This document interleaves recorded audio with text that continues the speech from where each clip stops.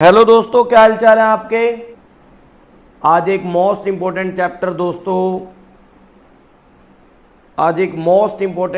दोस्तों हम स्टार्ट करने जा रहे हैं, जिसका नाम है forex, foreign exchange risk and management.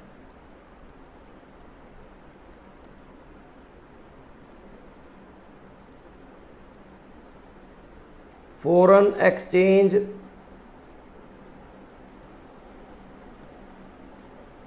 क्या होगा देखेंगे दोस्तों धीरे धीरे। चैप्टर का नाम है foreign exchange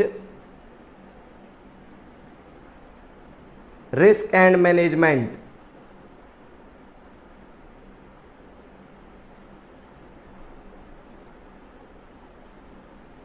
foreign exchange risk and management, short में दोस्तों वही फॉरेक्स ही चलता है, जो आपको दोस्तों मेरे साथ यहाँ पर डिस्कस करना है। Foreign exchange risk and management. जैसे कि दोस्तों मैं आपको बता दूं, चैप्टर का नाम आपके सामने डिस्कस है। अगर आप फर्स्ट 3 वर्ड को देखेंगे ना, तो लिखा हुआ है फॉरेन एक्सचेंज रिस्क। तो दोस्तों रिस्क के बारे में तो मैं पोर्टफोलियो चैप्टर में आपको बहुत ही ज़्यादा डिटेल में पढ़ा चुका हूं कि रिस्क का मतलब क्या होता था। रिस्क का मतलब फ्लक्चुएशंस, रिस्क का मतलब होता था दोस्तों फ्लक्चुएशंस। और ये फॉरेन एक्सचेंज का क्या मतलब है। फॉरेन एक्सचेंज का मतलब एक करेंसी को, एक कंट्री की करेंसी को जब दूसरी कंट्री की करेंसी में कन्वर्ट करने की नीड अराइज होती है, तो that is a foreign exchange. तो दोस्तों बेसिकली हमें इस चैप्टर में यह सीखना है कि जब भी कोई पर्सन डोमेस्टिक ट्रांजैक्शन ना करके इंटरनेशनल ट्रांजैक्शन में इन्वॉल्व होता है, तो उस पर्सन के सामने क्या क्या इशू आते हैं, उन इशू के बारे में आपको समझना है। देन उसके बाद उन इशू का सॉल्यूशन क्या होना चाहिए, दैट इज उनकी मैनेजमेंट कैसे होनी चाहिए, जिससे कि हम अपने आप को फ्लक्चुएशन एंड करेंसी में होने वाले अप एंड डाउन से बच पाएं। ये सारी बातें दोस्तों हमें इस चैप्टर में सीखनी है। अब मैं दोस्तों आपको एक बात बताता हूं, सुनो सर। जो फर्स्ट क्लास से यहां पर जुड़ा हुआ है, उसने अभी तक portfolio chapter, mutual fund chapter और डेरिवेटिव चैप्टर लाइव यूट्यूब पे कंप्लीट किया है। बिल्कुल सही है दोस्तों, हमने कंप्लीट करा आपके साथ। तो जो भी स्टार्टिंग से स्टडी कर रहे हैं उनको एक बात तो समझ आ गई होगी, क्योंकि हमारा सबसे पहले चैप्टर के अंदर मेन फोकस रहता है कंसेप्ट क्लैरिटी पर, कंसेप्ट 100% डिस्कशन पर। एक बार जब कंसेप्ट कंट्रोल में आ जाए, देन उसके बाद उसके ऊपर एग्जाम्पल करो, उसके ऊपर एग्जाम के क्वेश्चन करो, उसके ऊपर अपने नोट्स करो, देन वो बात की बात है। पहले कंसेप्ट मोस्ट इंपॉर्टेंट सही तरीके से डिस्कस होना चाहिए। अब दोस्तों आज तो वैसे इस चैप्टर के नोट्स की जरूरत नहीं पड़ेगी, और कल मैं आपको नोट्स पूरे की पूरे फॉरेक्स चैप्टर के 70 से 80 क्वेश्चंस हैं टेलीग्राम में अपलोड कर दूंगा, आप वहां से डाउनलोड कर लेना दोस्तों। और टेलीग्राम पे ही डेली बेसिस में मैं टाइम अनाउंस करता हूं, अपडेट करता हूं, इसलिए आप लाइव क्लासों की अपडेशन के लिए टेलीग्राम से जरूर जुड़े दोस्तों। अब दोस्तों मेरी बात सुनो दोस्तों, पहली बात तो ये है, इस चैप्टर में मुझे पढ़ना क्या क्या है। सीए फाइनल के अकॉर्डिंग और सीएमए फाइनल के अकॉर्डिंग पूरे स्टडी मटेरियल को एनालाइज करने के बाद वो कौन कौन सी चीजें हैं जो दोस्तों मुझे आपके साथ डिस्कस करनी है। तो पहले आप उसे लिखना शुरू करें। देन एक एक करके आने वाली 15 से 20 क्लासों में इसे खत्म करेंगे। हो सकता है डेली 2 क्लास पढ़ाऊं, 3 क्लास, वो अलग मैटर है। 10 चलो जी, आप मेरे साथ शुरुआत कर लें। सबसे पहला टॉपिक दोस्तों, इस फॉरेक्स चैप्टर के अंदर सबसे पहला टॉपिक जो मैं आपके साथ डिस्कस करूंगा वो होगा बेसिक।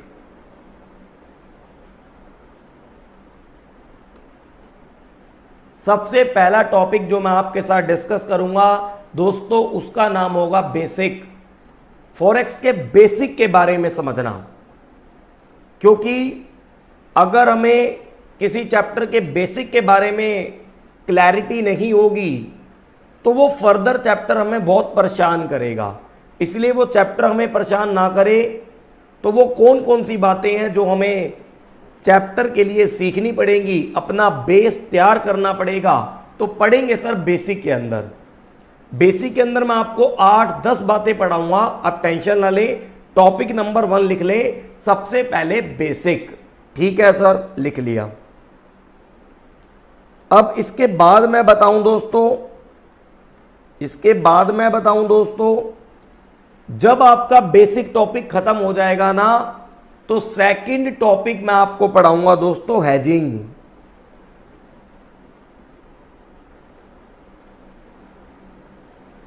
सेकंड टॉपिक मैं आपको पढ़ाऊंगा दोस्तों हेजिंग। हेजिंग का मतलब होता है कि करेंसी की फ्लक्चुएशन की वजह से जो भी रिस्क होते हैं, हम उस रिस्क को मैनेज कैसे करेंगे, दैट इज उन रिस्क से कैसे अपने आप हेजिंग करेंगे, कैसे अपने आप को बचाएंगे दोस्तों। तो सेकंड टॉपिक हमने हेजिंग पढ़ना है। बहुत सारी अप्रोच आपको सीखने को मिलेंगी, मनी मार्केट, फॉरवर्ड मार्केट, इसके बाद करेंसी ऑप्शन, करेंसी फ्यूचर, हर टॉपिक के अंदर फर्दर कुछ कुछ डिस्कशन चलेगा। इसलिए आप पहले टॉपिक के नाम लिख लें। ठीक है सर, हमने लिख लिया। First one is the basic, second one is the hedging, और थर्ड दोस्तों, जब हमारा बेसिक खत्म होगा, हेजिंग खत्म होगा, तो थर्ड टॉपिक जो मैं आपके साथ डिस्कस करूंगा दोस्तों, उसका नाम होगा क्रॉस रेट।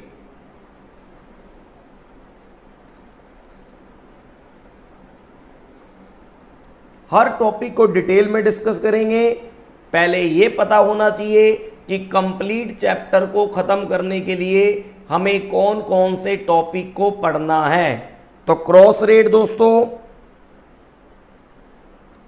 जब ये क्रॉस रेट हमारा कंप्लीट हो जाएगा, फिर मैं आपको पढ़ाऊंगा interest rate parity theory. Short में से बोलते हैं IRPT, interest rate parity theory. Short में हम इसे बोलते हैं IRPT। इसके बाद जब दोस्तों मेरा ये टॉपिक खत्म हो जाएगा, interest rate parity theory, then दोस्तों मैं आपको टॉपिक पढ़ाऊंगा जिसका नाम होगा purchasing power parity theory. PPT बोलते हैं इसे हम, PPT आप ध्यान से चेक कर लें, परचेजिंग पावर पैरिटी थ्योरी। इसके बाद दोस्तों जो 6 नंबर मेरा टॉपिक होगा, उसका नाम होगा आर्बिट्रेज गेन। आर्बिट्रेज गेन पढ़ेंगे टॉपिक नंबर 6 में, और ये आर्बिट्रेज गेन हमने डेरिवेटिव में भी कंप्लीट किया था, एंड ऑप्शन फ्यूचर हर जगह हमने इस आर्बिट्रेज गेन को सीखा था दोस्तों। तो यहां भी पढ़ेंगे, आप टेंशन ना लें आर्बिट्रेज गेन क्या होता है। देन इसके बाद दोस्तों जब आर्बिट्रेज गेन खत्म हो जाएगा तो टॉपिक नंबर 7 मैं आपको पढ़ाऊंगा फॉरेक्स के अंदर टॉपिक नंबर 7 दोस्तों मैं आपको पढ़ाऊंगा। आप ध्यान से देखना, मैं आपके लिख रहा हूं topic number 7 currency swap.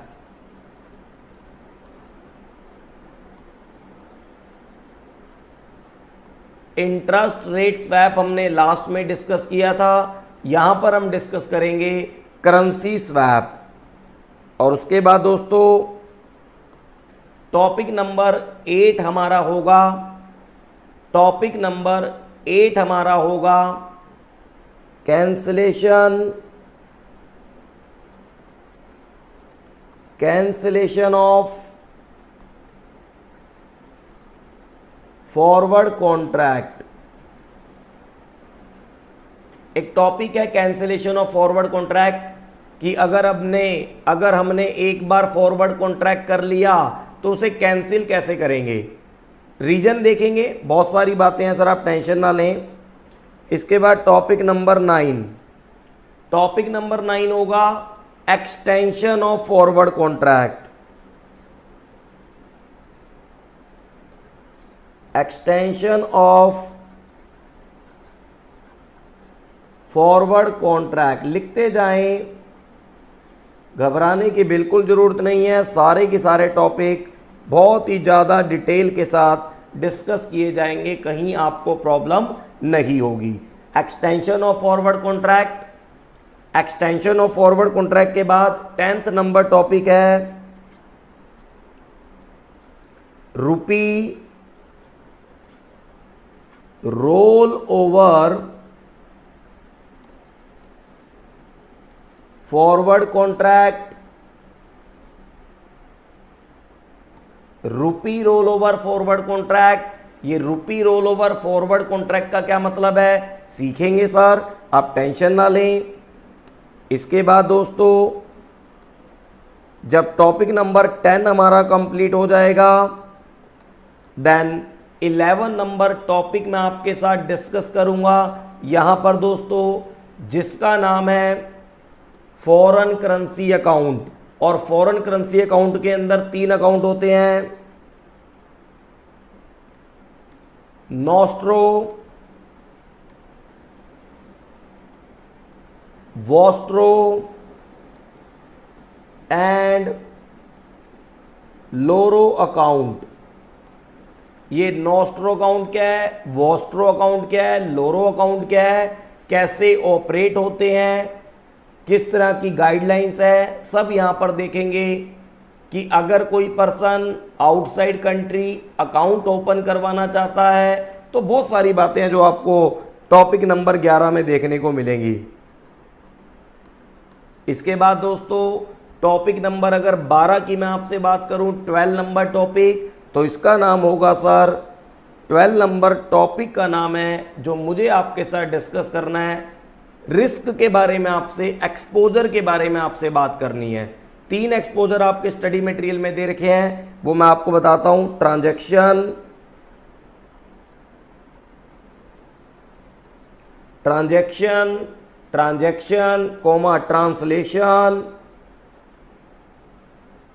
Translation and economic exposure.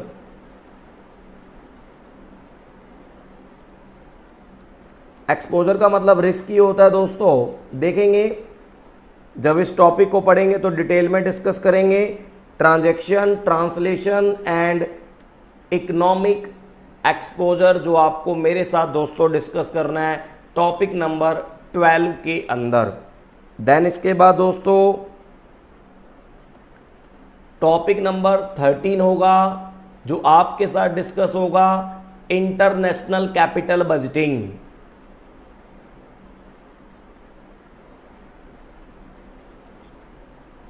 International capital budgeting.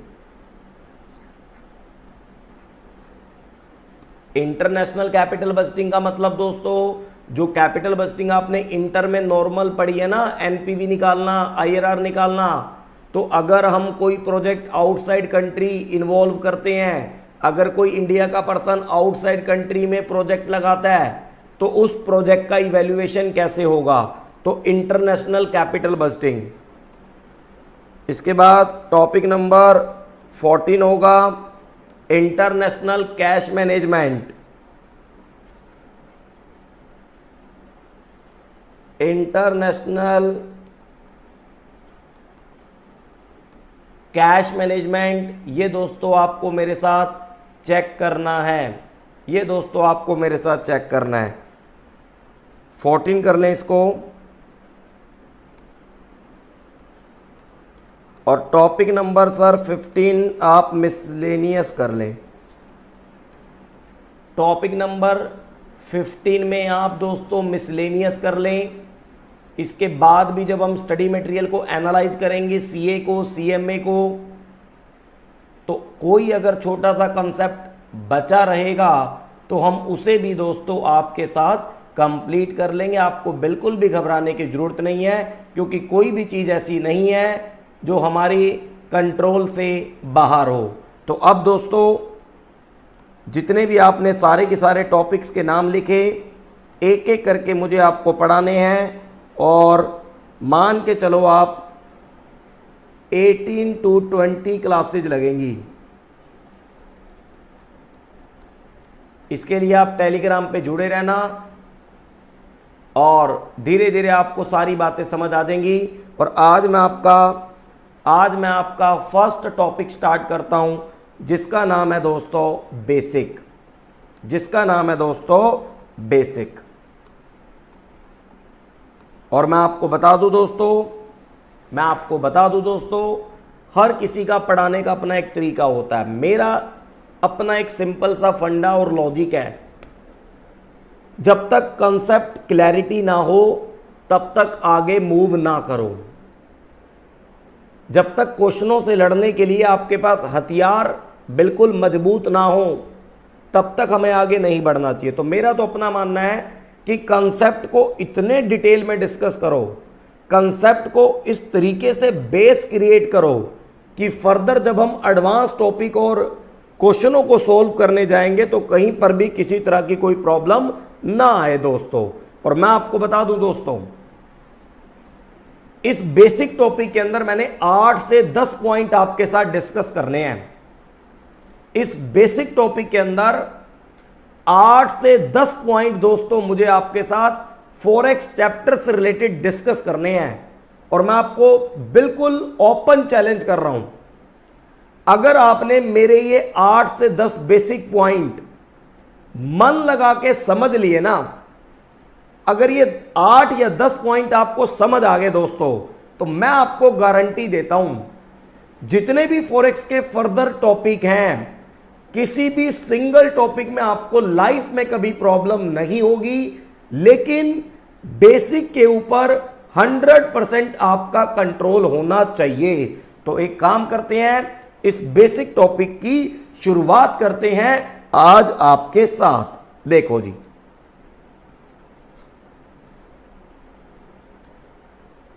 इस बेसिक टॉपिक के अंदर आपसे बात करते हैं, धीरे धीरे इस फॉरेक्स चैप्टर से आपका परिचय करवाते हैं, आपको मिलवाते हैं। ध्यान से देखना सर, इस फॉरेक्स चैप्टर के बेसिक के अंदर सबसे पहला टॉपिक बेसिक के अंदर है सर, ये मेन टॉपिक तो हो गया 1, अब फर्दर इसके सब टॉपिक चलते रहेंगे। ध्यान से देखना और ध्यान से समझना। मैं आपको बताता हूं, सबसे फर्स्ट टॉपिक जो मैं आपके साथ डिस्कस करूंगा बेसिक में, वो बिल्कुल सिंपल सा फर्स्ट टॉपिक है, layer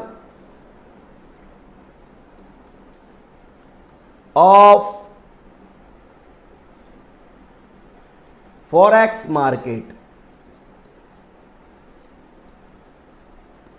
layer of forex market, ये लेयर ऑफ फॉरेक्स मार्केट का क्या मतलब है दोस्तों, मैं आपको समझाता हूं, आप बिल्कुल भी परेशान ना होएं। फर्स्ट बेसिक पॉइंट आपके साथ डिस्कस होने जा रहा है, और पॉइंट नंबर 1 है लेयर ऑफ फॉरेक्स मार्केट। देखो दोस्तों, मैं आपको बताता हूं, सर मार्केट का सिंपल सा हिंदी मीनिंग पता है क्या होता है? बाजार।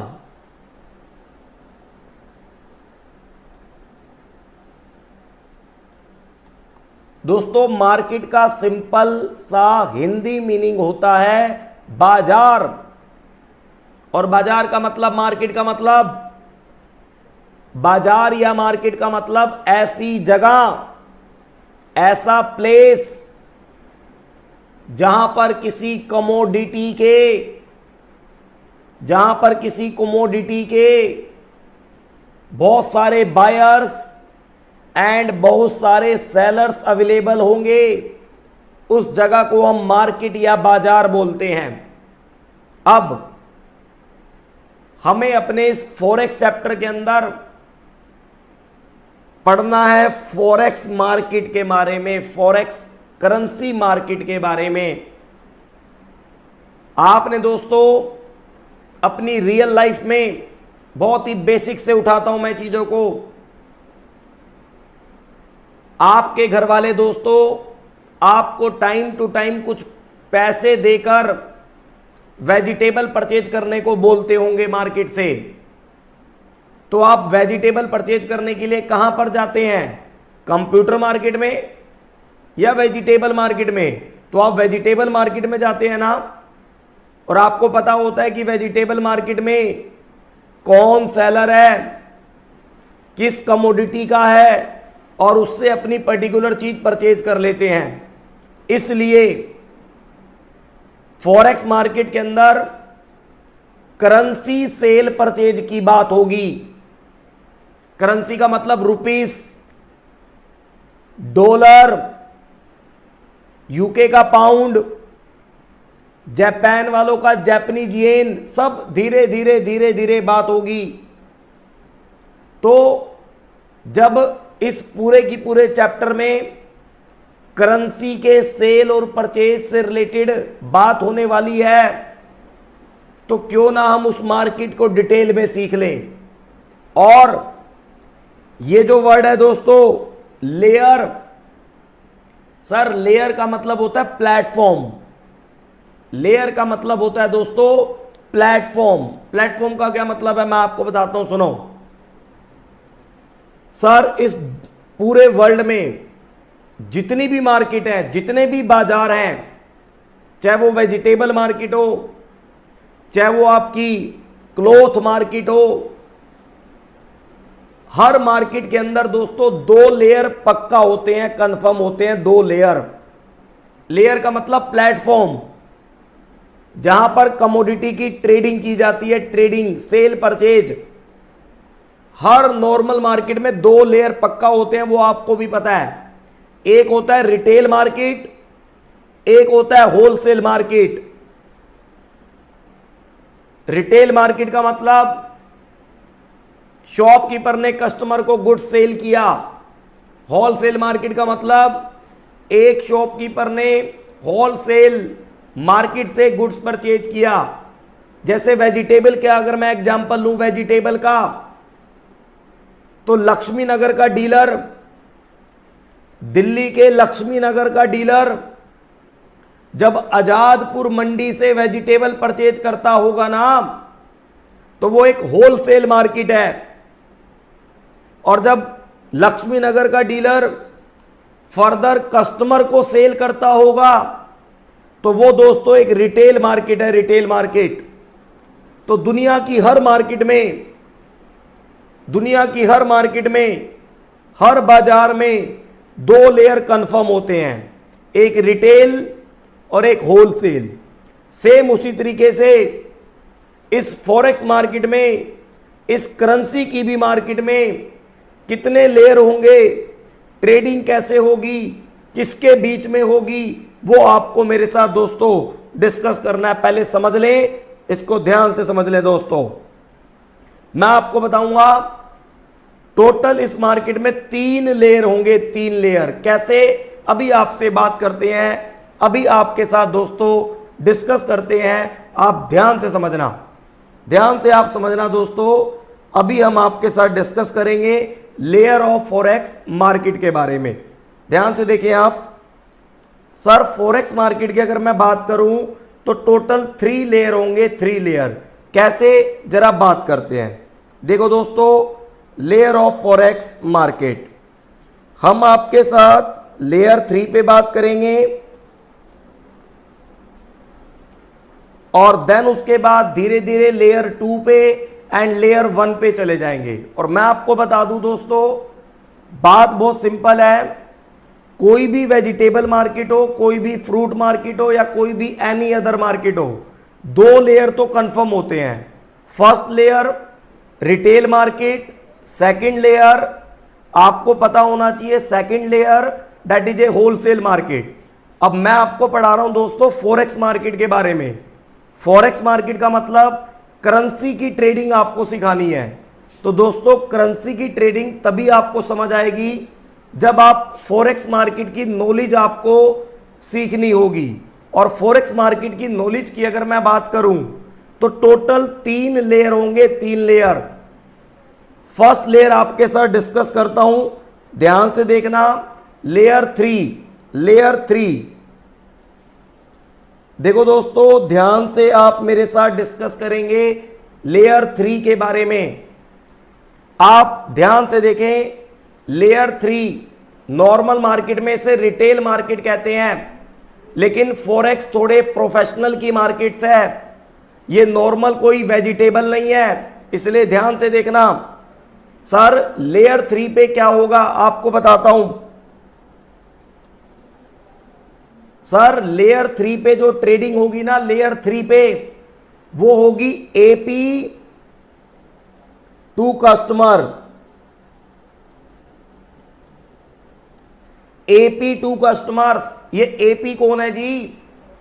सर एपी का मतलब ऑथराइज पर्सन, मतलब इंडिया के अंदर करेंसी को सेल परचेज करने की परमिशन एपी के पास है। एपी के पास, एपी का मतलब ऑथराइज पर्सन। ऑथराइज पर्सन का मतलब सर आप लॉ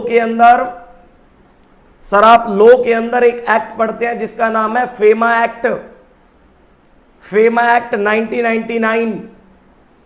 और उस एक्ट के अंदर पर्टिकुलर सेक्शन में बोला गया है कि इंडिया के अंदर अगर किसी को भी करेंसी की सेल परचेज करनी है, इंडिया के अंदर अगर किसी को भी करेंसी का डीलर बनना है, तो करेंसी का डीलर बनने के लिए उसे आरबीआई से परमिशन लेनी पड़ेगी।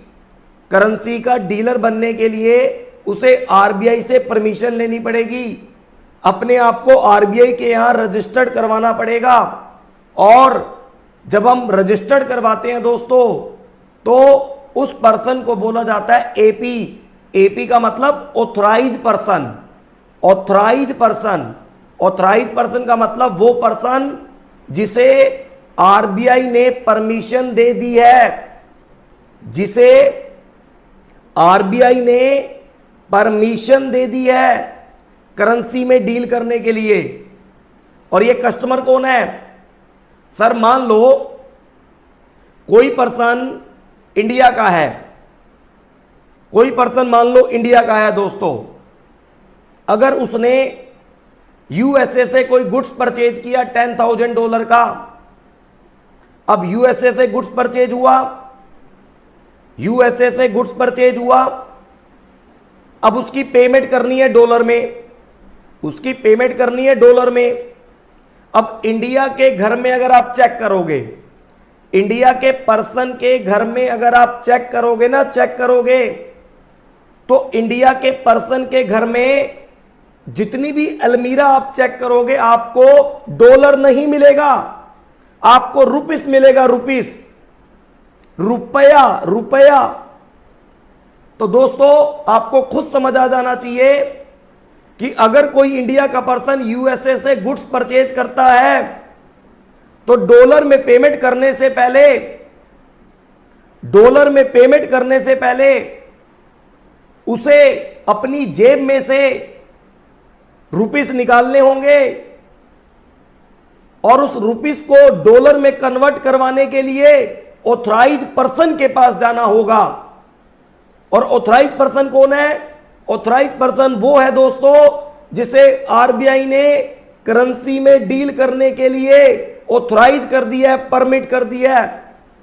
और मैं आपको बता दूं, हमारे इंडिया में ऑथराइज पर्सन 90% से ज्यादा बैंक ही है। Bank, HDFC bank, SBI bank, bank of Baroda, ये बैंकिंग सर्विसेज के साथ साथ करेंसी के सेल परचेज की सर्विसेज भी अवेलेबल करवाते हैं। कैसे होगी डीलिंग वो बात की बात है, लेकिन पहले मैं ये बता रहा हूं कि जो लेयर 3 है ना, लेयर 3, उस लेयर 3 में दो के बीच में डीलिंग होती है।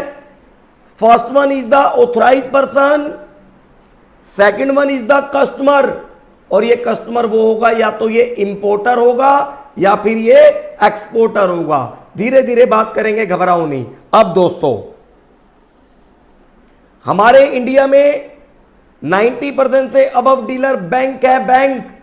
इसलिए मैं यहां पर बैंक भी लिख देता हूं।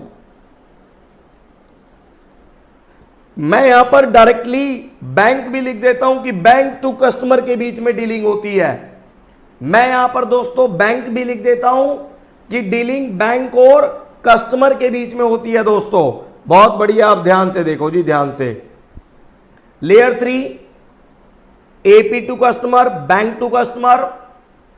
अब बैंक एक तरीके से डीलर भी है, डीलर। ऑथराइज पर्सन एक तरीके से डीलर भी है। वेजिटेबल मार्केट की बात करो, लक्ष्मी नगर के डीलर ने लक्ष्मी नगर के कस्टमर को गुड्स सेल परचेज आपस में किया, तो हम कहेंगे ये रिटेल मार्केट है।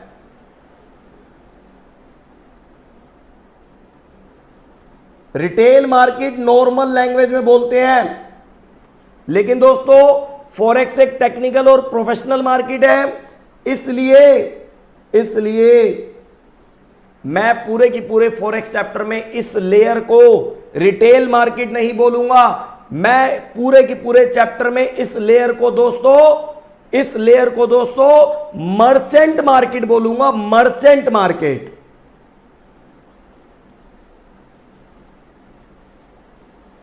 Merchant market.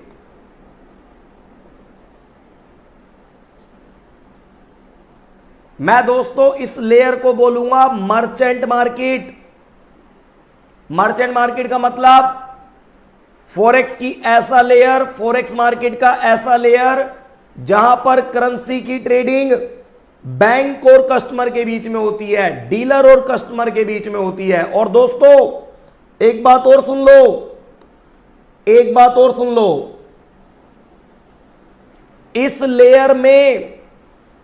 लेयर में करेंसी को सेल परचेज करने के लिए, करेंसी को एक्सचेंज करने के लिए कोई ना कोई रेट भी तो लगेगी, रेट।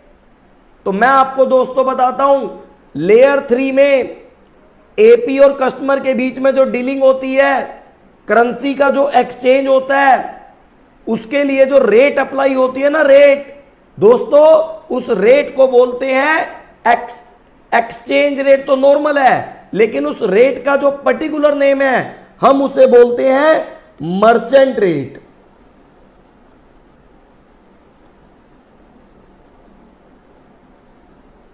हम उसे दोस्तों बोलते हैं मर्चेंट रेट। ध्यान से आपको देखना है लेयर 3 के बारे में, जहां पर डीलर और कस्टमर के बीच में करेंसी का एक्सचेंज हो रहा है। कस्टमर ने रुपीस दिए बदले में डॉलर ले लिए, या कस्टमर ने डॉलर दिए बदले में रुपीस ले लिए। वो कैसे होता है बात की बात है, लेकिन पहले आप ये समझो कि लेयर 3 में जो करेंसी का एक्सचेंज होगा, वो डीलर और कस्टमर के बीच में होगा। और जिस रेट पे होगा उस रेट को दोस्तों हम बोलते हैं मर्चेंट रेट। और इस मार्केट का नाम होता है दोस्तों मर्चेंट मार्केट। अब आगे की बात ध्यान से देखें, मैं लेयर 2 पे आता हूं। मैं दोस्तों लेयर 2 पे आता हूं। लेयर 2 पे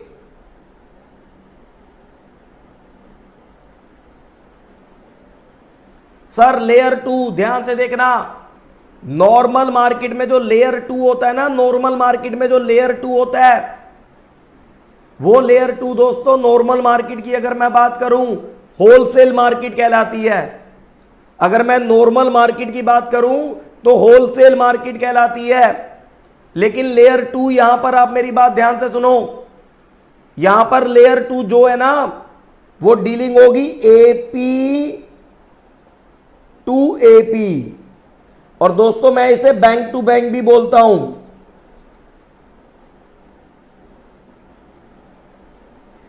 authorise person to authorise person, bank to bank. Bank to bank का मतलब, मैं बैंक इसलिए लिख रहा हूं क्योंकि 90% से ज्यादा इंडिया में सारे के सारे फॉरेक्स डीलर बैंक ही है, बैंक ही है। इसलिए सेकंड लेयर पे जो करेंसी का एक्सचेंज है, करेंसी का एक्सचेंज, वो बैंक टू बैंक मैंने मेंशन किया। और बैंक टू बैंक का मतलब, बैंक टू बैंक का मतलब दो डीलर के बीच में एक्सचेंज हो रहा है, दो डीलर के बीच में एक्सचेंज हो रहा है दोस्तों। और मेरी बात सुनो ध्यान से, नॉर्मल में इसे बोलते हैं होलसेल मार्केट, लेकिन फॉरेक्स के अंदर इसे बोला जाता है दोस्तों इंटर बैंक मार्केट।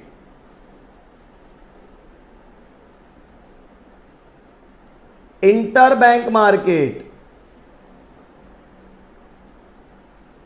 क्योंकि यहां पर जो डीलिंग होती है वो डीलर और बैंक के बीच में होती है। और एक बात मेरी और सुनो, मान लो मैं लक्ष्मी नगर का डीलर हूं, मान लो मैं लक्ष्मी नगर का डीलर हूं,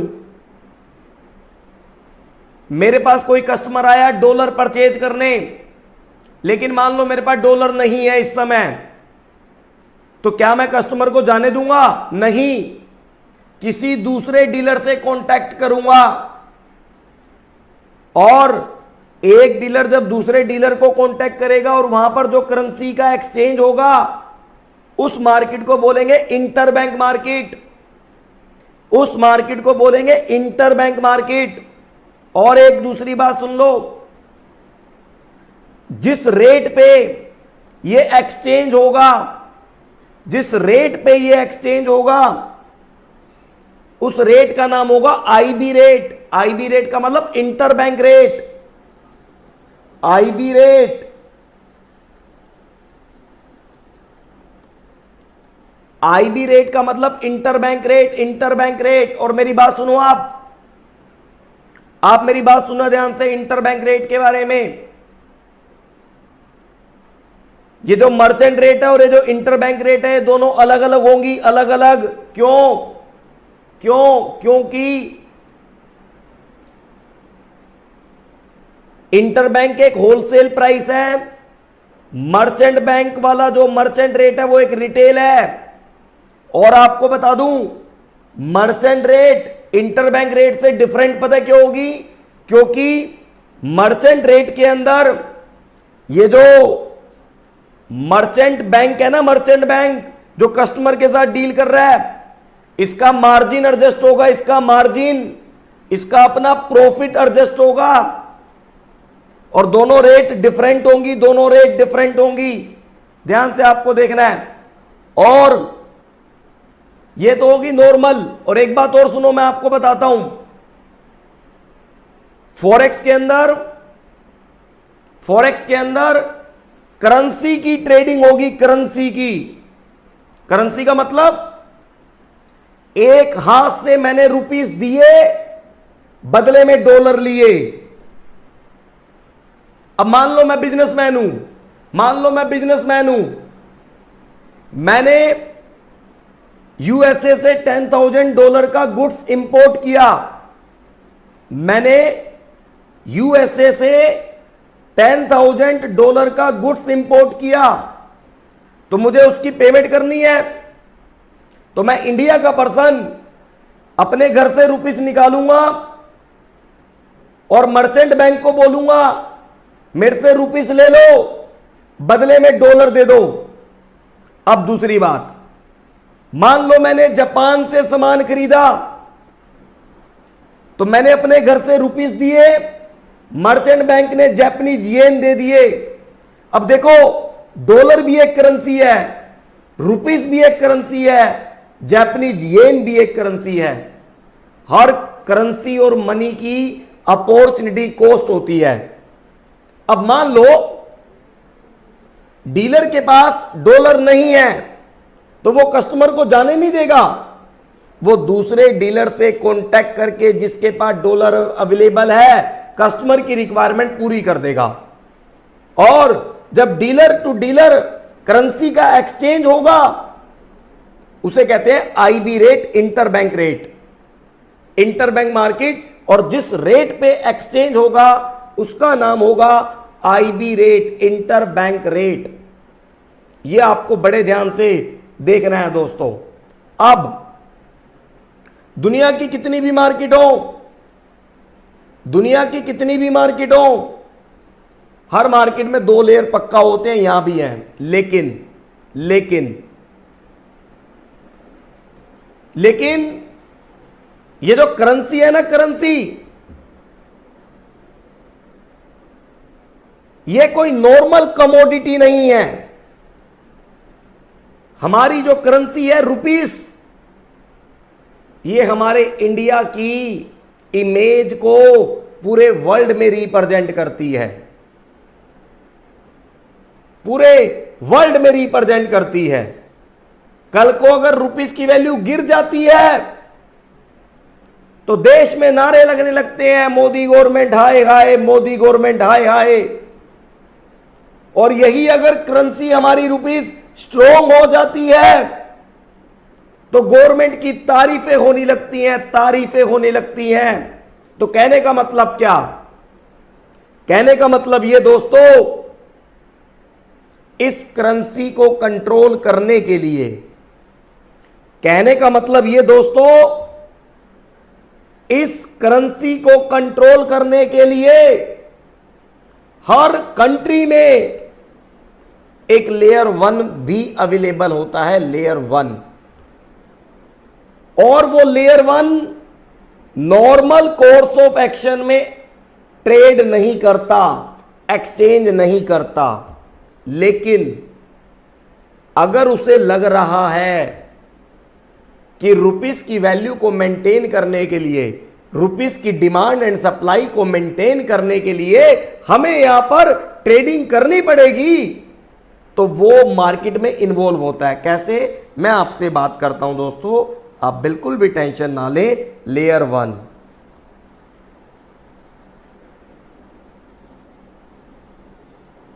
और दोस्तों हमारे इंडिया में रुपीस को कंट्रोल करने के लिए जो अथॉरिटी है ना, अथॉरिटी वो आरबीआई के पास है। आरबीआई का मतलब reserve bank of India, reserve bank of India. अच्छा सर, इसका मतलब लेयर 1 पे जो डीलिंग होती है वो होती है RBI to bank. RBI to bank का मतलब AP. Normal course of action में आरबीआई डील नहीं करता, नॉर्मल कोर्स ऑफ एक्शन में आरबीआई डील नहीं करता। लेकिन जब आरबीआई को लगता है कि रुपीस की वैल्यू को मेंटेन करने के लिए हमें सेल परचेज जरूरी है करेंसी की, तो उस केस में आरबीआई करेंसी की ट्रेडिंग करता है एपी के साथ मिलके। और एक बात बताता हूं, आरबीआई फॉरेक्स मार्केट का रेगुलेटर भी है, रेगुलेटर भी। और साथ के साथ एक बात और सुन लो, हमारे इंडिया में आरबीआई को सपोर्ट करने वाली एक एसोसिएशन है जिसका नाम है फिडाई।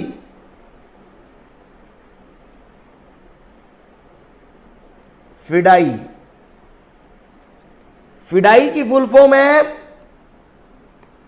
फॉरेन एक्सचेंज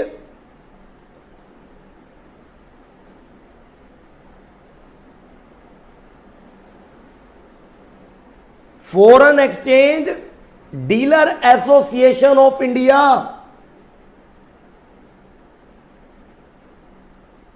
डीलर एसोसिएशन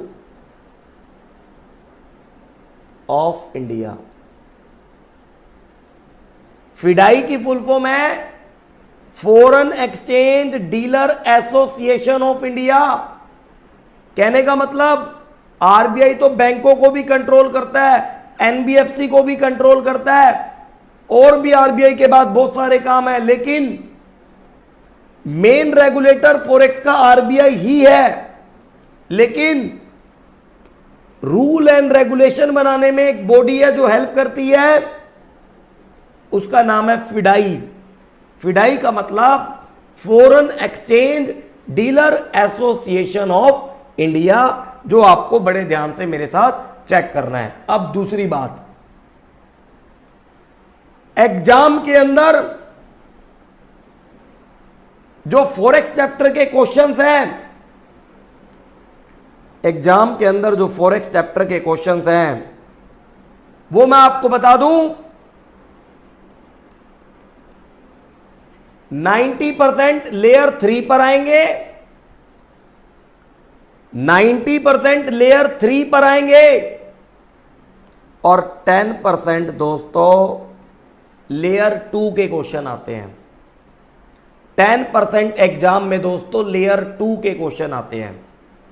और जब फॉरेक्स में लेयर 2 के ऊपर क्वेश्चन आता है तो यह माना जाता है कि थोड़ा पेपर टफ आया है, यह माना जाता है दोस्तों पेपर थोड़ा टफ आया है।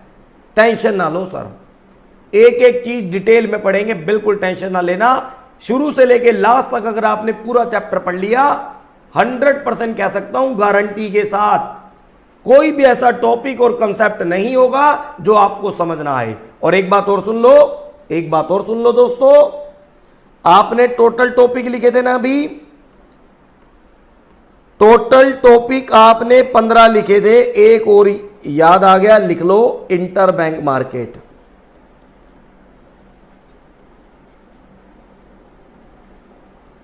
कुछ भी छोड़ना नहीं है। Interbank market topic number 16।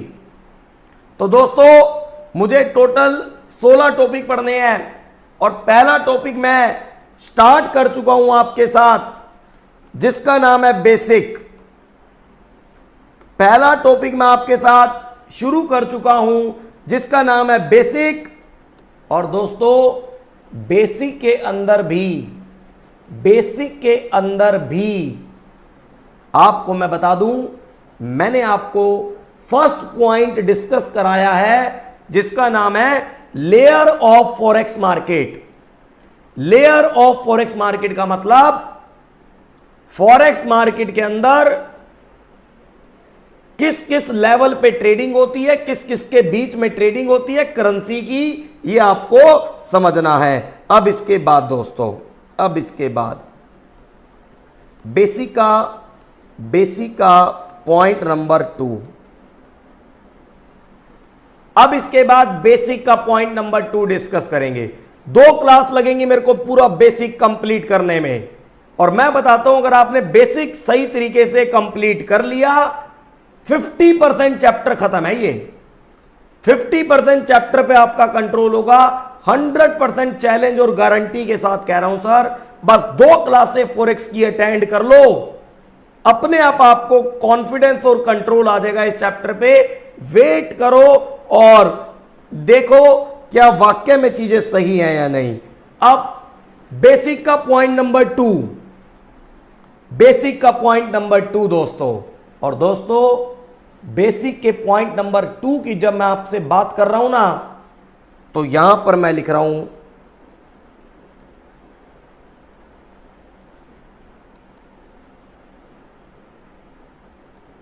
Exchange rate. Basic का पॉइंट नंबर 2 मैं वर्ड लिख रहा हूं एक्सचेंज रेट। क्या होती है एक्सचेंज रेट? आराम से, बिल्कुल बड़े आराम से सीखेंगे आप, टेंशन ना लो। एक्सचेंज रेट देखो जी,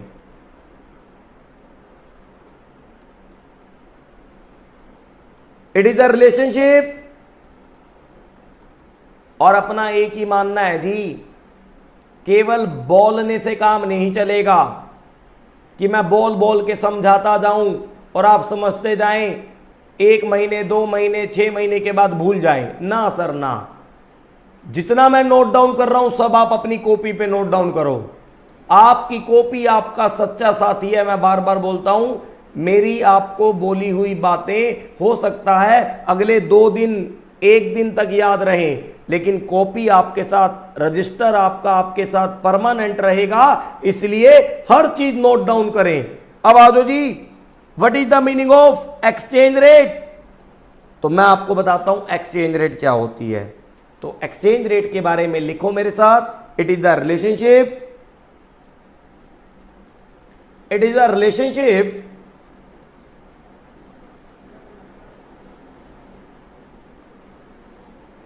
it is the relationship in between it is the relationship in between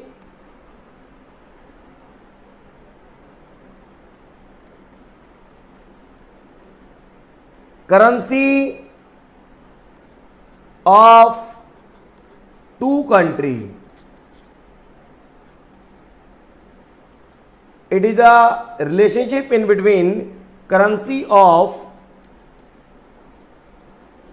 two countries. Exchange rate क्या है? एक्सचेंज रेट एक रिलेशनशिप है in between currency of two countries.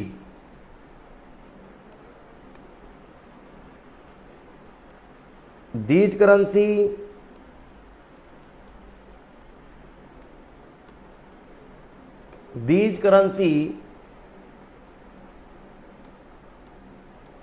में भी, सर आपको हर करेंसी के नाम पता होने की जरूरत नहीं है एग्जाम के पॉइंट ऑफ व्यू से। बिल्कुल आपको दिमाग नहीं लगाना सर, आपको बस ये पता होना चाहिए एक है फॉरेन करेंसी, एक है होम करेंसी। देखेंगे कैसे चीजें मूव करेंगी। लेकिन अगर आपको सब करेंसी के नाम नहीं भी पता, मुझे भी नहीं पता जी, बहुत सारे वर्ल्ड हैं, छोटी छोटी कंट्री हैं, हम सबकी करेंसी का पता नहीं रख सकते, लेकिन मोस्ट पॉपुलर करेंसी का पता हम रख सकते हैं जिसके अंदर वर्ल्ड के अंदर मैक्सिमम सेल परचेज होती है, जिसका मैक्सिमम वॉल्यूम है। तो दीज करेंसी में भी नंबर 1 डॉलर। डॉलर यूएसए की करेंसी है, United state of America. Rupees India की करेंसी है। इसके बाद जेपीवाई, जेपीवाई का मतलब जापानीज येन, जापान वालों की करेंसी है। ऐसे ही एक और पॉपुलर करेंसी है जिसके ऊपर मैक्सिमम एग्जाम में क्वेश्चन पूछे जाते हैं, पाउंड, यूके वालों की करेंसी है। तो आपको घबराना नहीं है, कोई भी करेंसी आ जाए एग्जाम में, कंसेप्ट क्लियर होना चाहिए, अपने आप चीजें आपकी क्लियर होंगी। मैं आपको बताता हूं।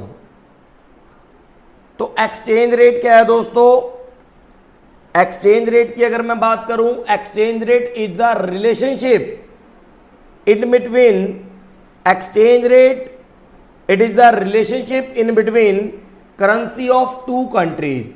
दो कंट्री की करेंसी के बीच में जो रिलेशन होगा उसको शो किया जाएगा, उसे कोट किया जाएगा एक्सचेंज रेट के माध्यम से, एक्सचेंज रेट। और उसके बाद देखना further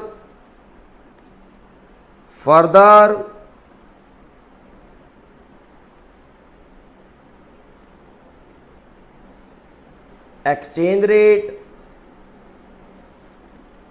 further exchange rate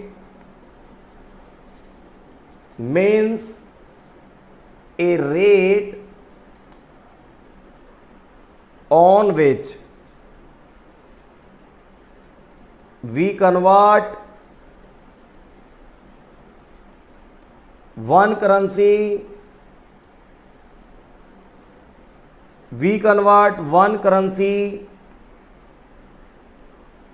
into another currency.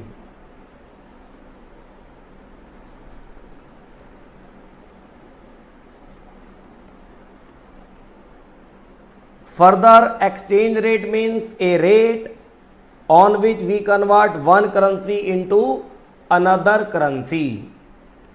और मैं आपको बता रहा हूं दोस्तों, जो भी एक्सचेंज रेट होगी, ER का मतलब एक्सचेंज रेट, वो हमेशा दो करेंसी के बीच में होगी। एक साथ 3 नहीं होगी, एक साथ 4 नहीं होगी, हमेशा 2 के बीच में ही होगी। Always in between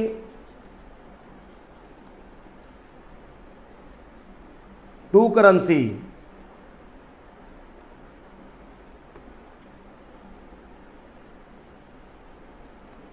always in between two currencies. ठीक है जी, always in between two currencies. अब वो पूरे दुनिया की, पूरे वर्ल्ड की कोई भी करेंसी हो सकती है, मुझे उससे मतलब नहीं है, मुझे कंसेप्ट से मतलब है। मुझे दोस्तों कंसेप्ट से मतलब है कि एक्सचेंज रेट जो हमेशा दो करेंसी के बीच में होगी,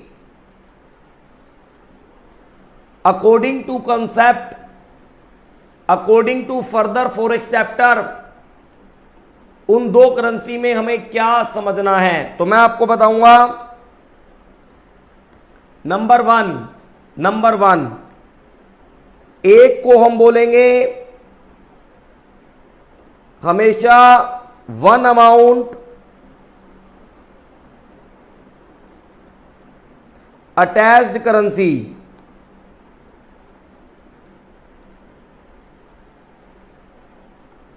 वन अमाउंट अटैच्ड करेंसी।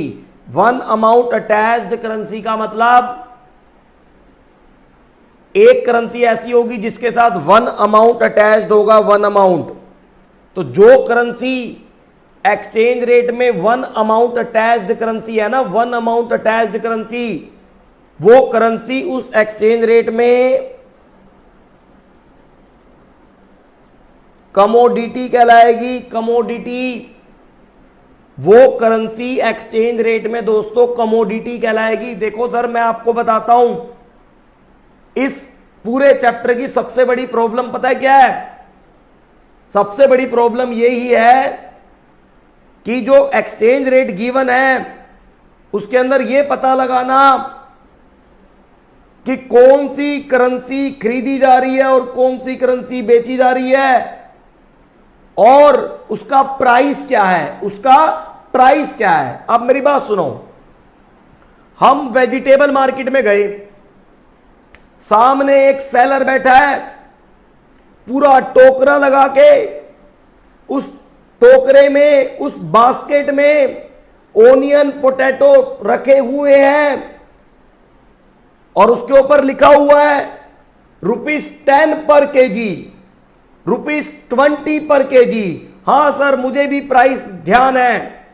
इस लॉकडाउन में बीवी के कहने पे बहुत वेजिटेबल परचेज करी है हमने भी जा जाके सर, इसलिए प्राइस थोड़ा लॉकडाउन में हमें याद हो गया सर।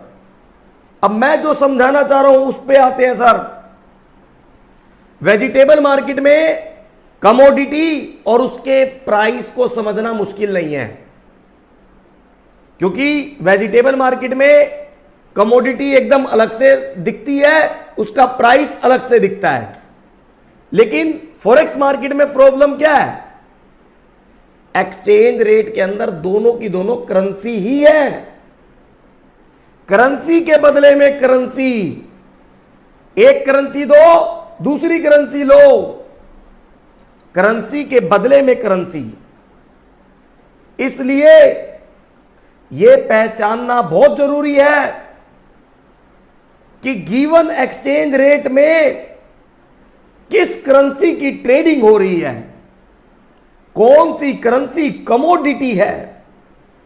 तो पहचान बहुत सिंपल है, पहचान बहुत सिंपल है। और पहचान क्या है जी?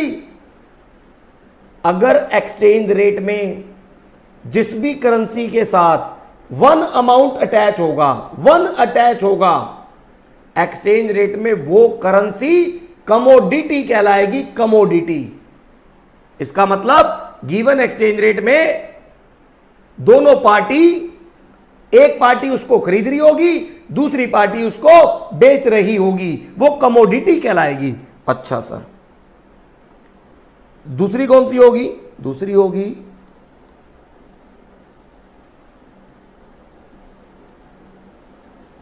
फ्यू अमाउंट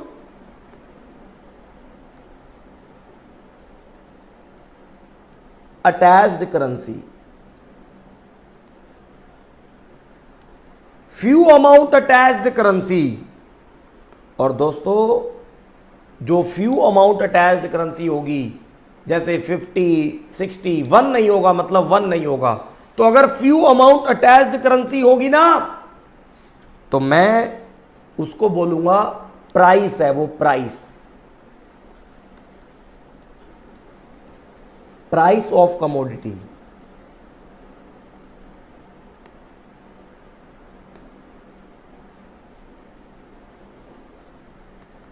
क्योंकि ये मोस्ट इंपॉर्टेंट है पूरे चैप्टर के लिए कि गिवन क्वेश्चन की एक्सचेंज रेट में किस करेंसी की ट्रेडिंग हो रही है और किस प्राइस पे हो रही है, ये समझना जरूरी है। तो कमोडिटी वो होगी जिसके साथ 1 अटैच होगा, प्राइस वो होगा जिसके साथ फ्यू अमाउंट अटैच होगा। अभी बताता हूं ध्यान से, अभी बताता हूं ध्यान से, अभी बताता हूं ध्यान से।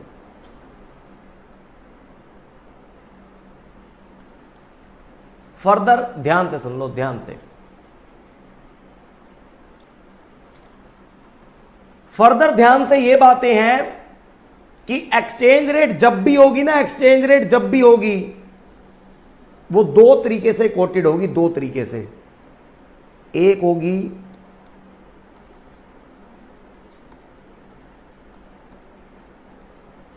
वन वे कोट,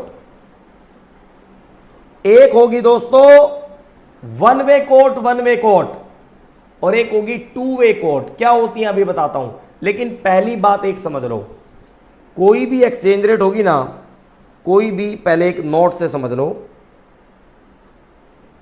एक नोट से समझ लो, द एक्सचेंज रेट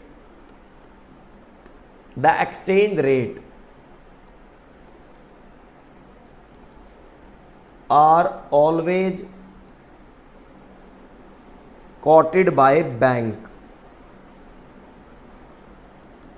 हमेशा एक्सचेंज रेट बैंक के द्वारा कोट की जाती है। आप किसी बैंक में जाओगे, वहां पर एक्सचेंज रेट का बोर्ड लगा होगा, स्क्रीन पे डिस्प्ले होती रहेगी एक्सचेंज रेट। तो उस एक्सचेंज रेट को देख के हम कैसे पता लगाएंगे कि कौन कमोडिटी और कौन प्राइस? तो कमोडिटी जिसके साथ 1 अटैच होगा, प्राइस जिसके साथ फ्यू अमाउंट अटैच होगा। अब इसके बाद ये 1 वे कोड क्या होता है ये सीखो। ये 1 वे कोड क्या होता है ये सीखो। जैसे लिखा हुआ है $1 इक्वल टू ₹50, $1 इक्वल टू ₹50। तो 1 वे कोड का मतलब, 1 वे कोड का मतलब जहां पर एक प्राइस है, एक प्राइस, वही बाइंग है, वही सेलिंग है। इसका क्या मतलब है बताता हूं। देखो, ये एक्सचेंज रेट हमेशा बैंक कोट करता है, बैंक, इसलिए it means the bank will purchase, it means the bank will purchase, it means the bank will purchase and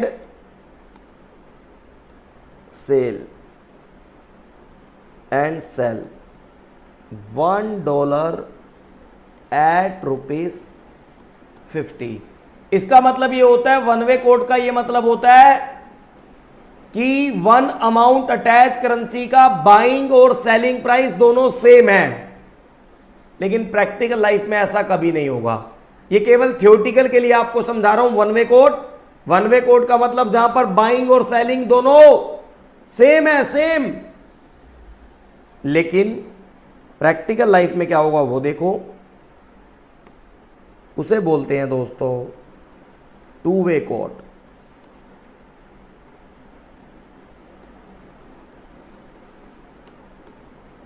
to way quote का मतलब देखो जैसे लिखा हुआ है $1 इक्वल टू ₹50 और 52 मान लो, ये लिखा हुआ है। टू वे कोट का क्या मतलब है? पहली बात, वन अमाउंट अटैच करेंसी हमेशा कमोडिटी होगी। वन अमाउंट अटैच करेंसी हमेशा कमोडिटी होगी और फ्यू अमाउंट अटैच करेंसी हमेशा उसका प्राइस होगी।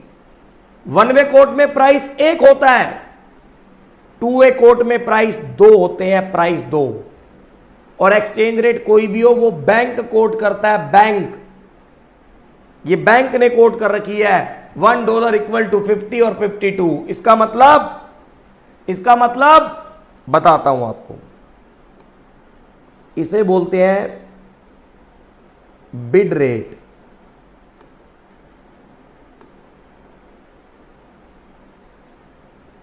इसे बोलते हैं बिड रेट, परचेजिंग रेट। अब बिड रेट किसकी? कस्टमर की, बैंक की।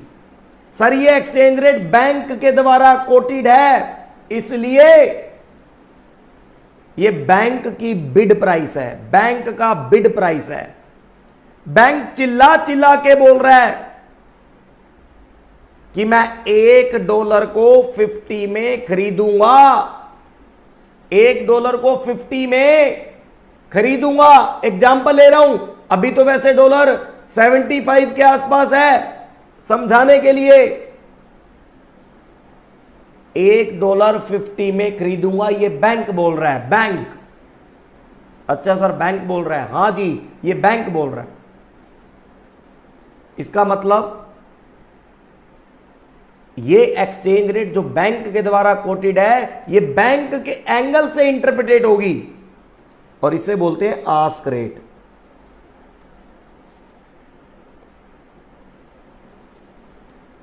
इसे बोलते हैं ask rate. That is a selling rate. और ये सेलिंग रेट किसकी? बैंक की। बैंक $1 को 52 में बेचेगा।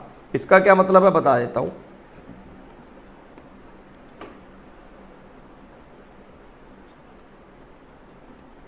It means,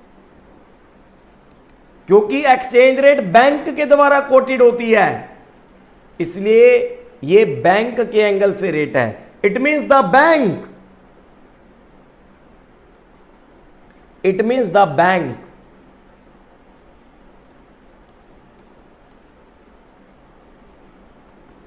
it means the bank will purchase, the bank will purchase, bank. मैं क्यों बार बार बोल रहा हूं? क्योंकि ये रेट बैंक के द्वारा कोटेड है।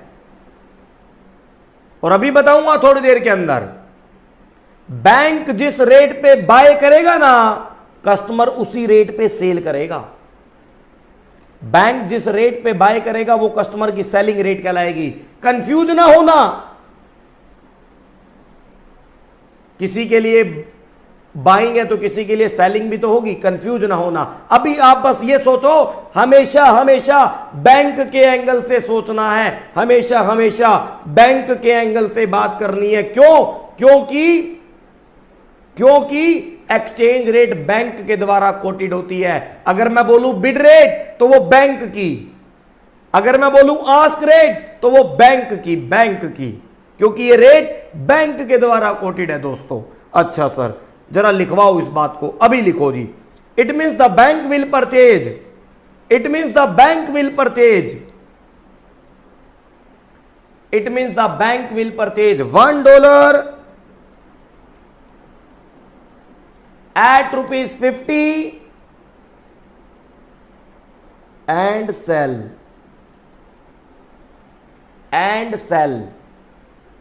$1 at ₹52 at ₹52 दोस्तों। ये बात हमेशा दिमाग में रखना, बैंक के एंगल से। The bank will purchase $1 at ₹50 and sell $1 at ₹52 दोस्तों। अब और सीखो ध्यान ध्यान से, बिल्कुल आराम से। अब बैंक का मार्जिन क्या होगा? बैंक का मार्जिन देखो, मतलब डीलर का मार्जिन क्या होगा? तो डीलर का मार्जिन होगा ask minus bid divide by bid into 100। तो 52 माइनस 50, क्योंकि 50 पे परचेज करते हो, 52 पे सेल करते हो।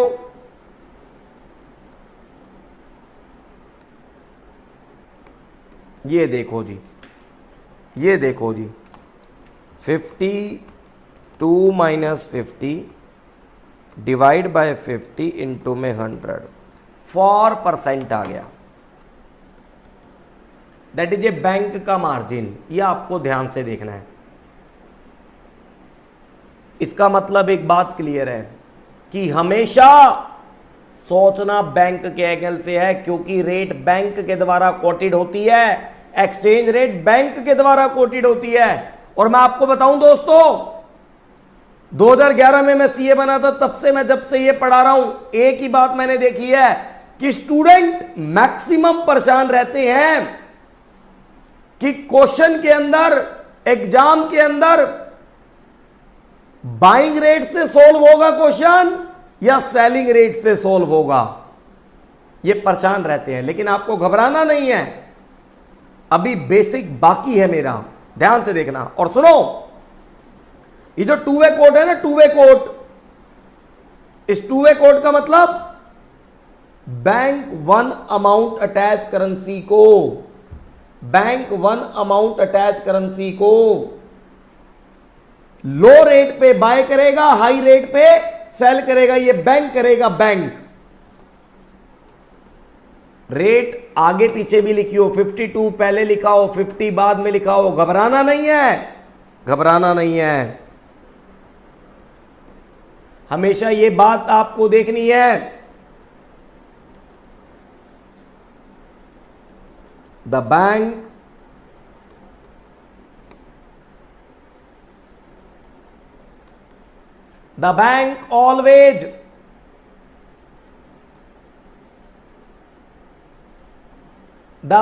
always purchase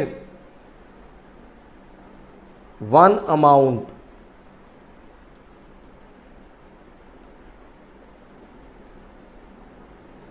attached currency at lower rate and sell at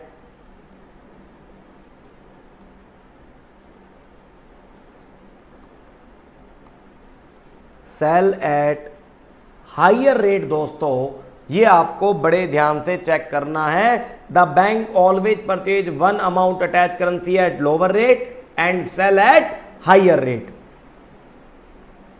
ध्यान से सर, ध्यान से। पूरे फॉरेक्स चैप्टर में स्टूडेंट्स बस परेशान रहते हैं कि रेट क्या लगेगी, बाइंग लगेगी या सेलिंग लगेगी, इसके लिए दोस्तों परेशान रहते हैं। मैं आपको बताता हूं, बेसिक का पॉइंट नंबर 1 था layer of forex market, basic का पॉइंट नंबर 2 था एक्सचेंज रेट। अब बेसिक का पॉइंट नंबर 3, बेसिक का पॉइंट नंबर 3, बेसिक का पॉइंट नंबर 3 जो सबसे ज्यादा MMI है, सबसे ज्यादा मोस्ट इंपॉर्टेंट। और आपको एक बात बता दूं, अगर आपने ये बेसिक का पॉइंट नंबर 3 समझ लिया ना, समझ लो चैप्टर आपके कंट्रोल में है। रेट अप्लाई करना ही अगर आपने समझ लिया तो समझ लो चैप्टर आपके कंट्रोल में है। तो बेसिक का पॉइंट नंबर 3, बेसिक का point number 3, how to apply exchange rate, how to apply exchange rate in between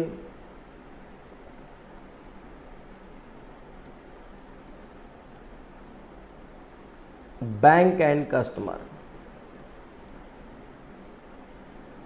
मतलब लेयर 3 की बात कर रहा हूं, मतलब दोस्तों लेयर 3 की बात कर रहा हूं, लेयर 3 की। How to apply exchange rate in between bank and customer, सबसे ज्यादा मोस्ट इंपॉर्टेंट टॉपिक है, समझ लेना, समझ लेना कि एक्सचेंज रेट को बैंक और कस्टमर के बीच में अप्लाई कैसे करेंगे, यही समझने का पॉइंट है। तो मैं आपको एक बिल्कुल गोल्डन रूल दे रहा हूं, गोल्डन रूल।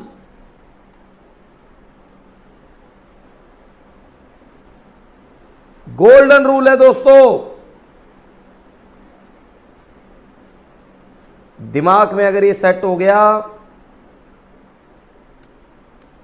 तो चीजें बिल्कुल कंट्रोल होंगी आपकी।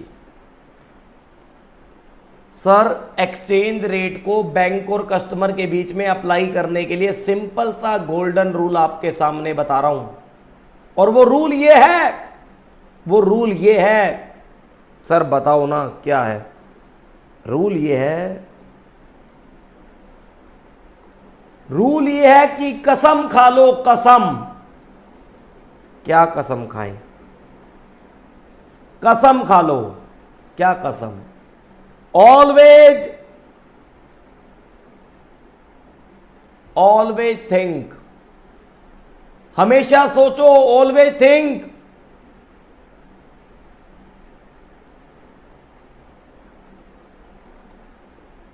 with respect to bank, always think with respect to bank, because exchange rate are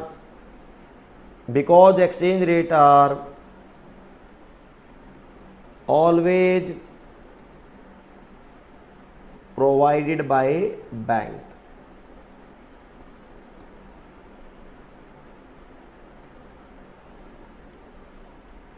दोस्तों always think with respect to bank because exchange rate are always provided by bank, क्योंकि exchange rate हमेशा bank के द्वारा provide की गई होती है। इसलिए रेट को अप्लाई करने के लिए पहली कसम हमेशा बैंक के एंगल से सोचना, हमेशा बैंक के एंगल से सोचना। अच्छा सर, बैंक के एंगल से सोचेंगे तो गलती नहीं होगी, मैं कह रहा हूं गलती नहीं होगी। रीजन, क्योंकि एक्सचेंज रेट बैंक के द्वारा दी होती है। अच्छा सर, केवल बैंक के एंगल से सोच लेने से काम हो जाएगा? मैं कहूंगा नहीं होगा। अभी आपको देखना पड़ेगा सोचना क्या है, आपको देखना पड़ेगा सोचना क्या है। Always think with respect to bank, लेकिन सोचना क्या है भैया बैंक के एंगल से रेट को अप्लाई करने के लिए? सर सोचना क्या है? हां सोचना क्या है?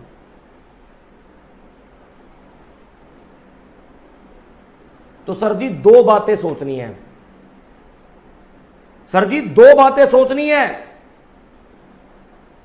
और अगर आपने वो दो बातों का आंसर सही ले लिया अपने मन से, क्वेश्चन को पढ़ने के बाद दो बातों का आंसर अगर आपको मिल गया तो रेट अपने आप अप्लाई हो जाएगी, तो रेट अपने आप अप्लाई हो जाएगी। तो सर क्यों देरी कर रहे हो? फटाफट वो दो बातें बता दो जो हमें सोचनी है। अभी बताता हूं, सुनो। आपके सामने एक्सचेंज रेट दे रखी होगी, ठीक है सर, दे रखी होगी। तो सबसे पहली बात यह सोचनी है, क्या जी? यह सोचनी है,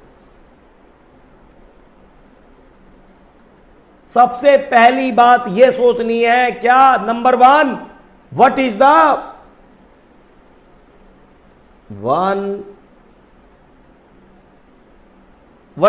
one amount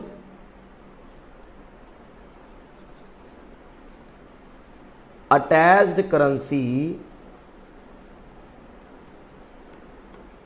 what is the one amount attached currency in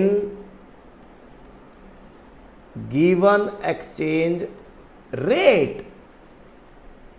पहली बात क्या सोचनी है, क्योंकि सर देखो एक्सचेंज रेट में हमेशा दो रेट होंगी और एक्सचेंज रेट में हमेशा दो करेंसी होंगी, तो सबसे पहली बात यह सोचनी है कि what is the one amount attached currency in given exchange rate. What is the one amount attach currency, सबसे पहले बात यह सोचनी है कि वन अमाउंट अटैच करेंसी क्या है। और एक बार आपको पता लग जाए ना वन अमाउंट अटैच करेंसी क्या है, तो दूसरी बात क्या सोचनी है, दूसरी बात यह सोचनी है what is the position, what is the position, position का मतलब ट्रेडिंग पोजीशन, भाई या तो बाय की होगी या सेल की होगी। तो what is the position of bank, what is the position of bank in relation to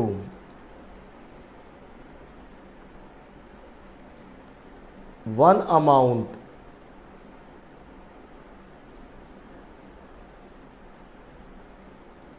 in relation to one amount attached currency.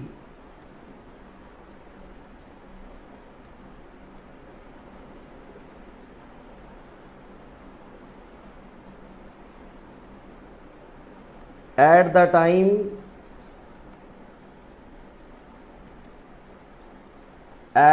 time conversion of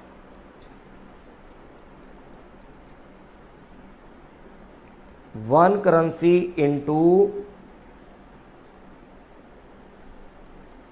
another currency.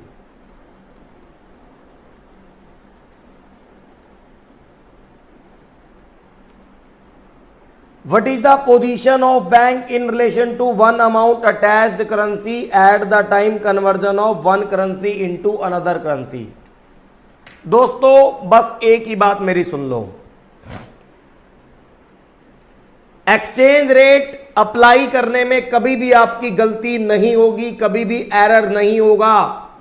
बस इन बातों पे फोकस कर लो। क्या? सबसे पहली बात, always think with respect to bank. सबसे पहली बात, हमेशा बैंक के एंगल से सोचना है। सबसे पहली बात, हमेशा बैंक के एंगल से सोचना है। दूसरी बात क्या सोचना है? दूसरी बात दोस्तों यह सोचनी है कि वन अमाउंट अटैच करेंसी क्या है और बैंक उस वन अमाउंट अटैच करेंसी के साथ क्या कर रहा है, बाय कर रहा है या सेल कर रहा है। और बैंक अगर बाय कर रहा हो तो बिड रेट लगा दो, बैंक अगर सेल कर रहा हो तो आस्क रेट लगा दो, बात खत्म। रेट लगेगी बाइंग या सेलिंग, इसको डिसाइड करने के लिए सिंपल सा फंडा क्या है, always think with respect to bank. क्या सोच रहे हैं? Number one amount attach currency क्या है, मैं क्यों वन अमाउंट अटैच करेंसी को ढूंढ रहा हूं, मैं क्यों वन अमाउंट अटैच करेंसी को आइडेंटिफाई कर रहा हूं, क्योंकि गिवन एक्सचेंज रेट ये कहती है कि bank one amount attach currency को बिड रेट पे बाय करेगा, आस्क रेट पे सेल करेगा। इसलिए मैं गिवन एक्सचेंज रेट में वन अमाउंट अटैच करेंसी को ढूंढ रहा हूं। और एक बार पता लग जाए तो दूसरी बात यह पता लगाओ कि बैंक करेंसी का एक्सचेंज करते समय वन अमाउंट अटैच करेंसी के साथ क्या कर रहा है। भाई या तो परचेज कर रहा होगा या सेल कर रहा होगा, दोनों में से कोई एक ही काम होंगे, या तो परचेज या सेल। परचेज है तो बिड रेट लगा दो, सेल है तो आस्क रेट लगा दो। अभी आप टेंशन ना लो, मैं आपको एग्जाम्पल कराता हूं और कॉन्फिडेंस बिल्डअप करवाता हूं, क्योंकि एक दिन का काम नहीं है ये। ध्यान से देखो, एग्जाम्पल, मान लो लिखा हुआ है $1 इक्वल टू 50 और 52।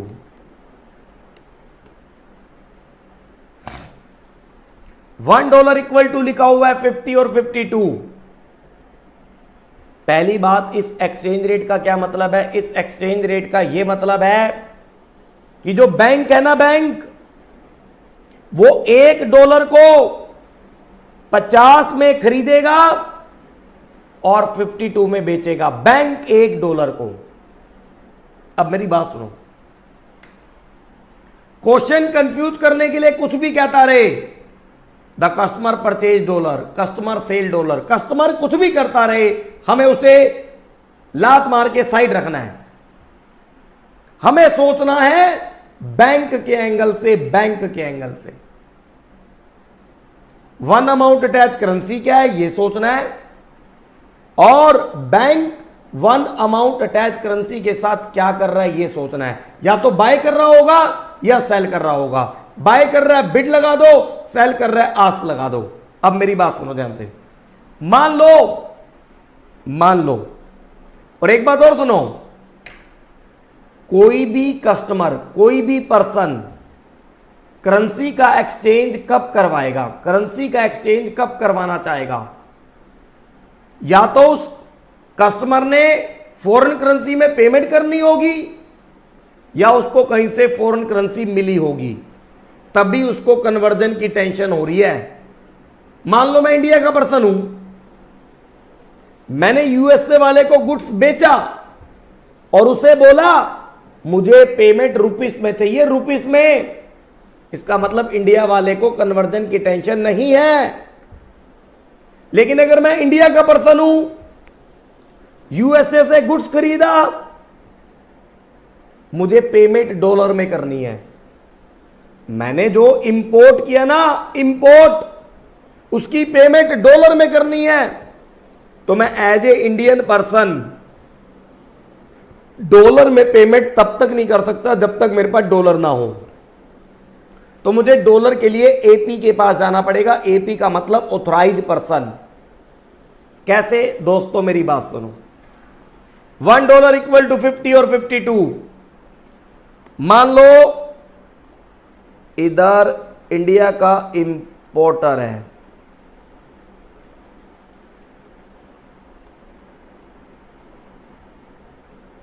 मान लो इंडिया का इंपोर्टर है,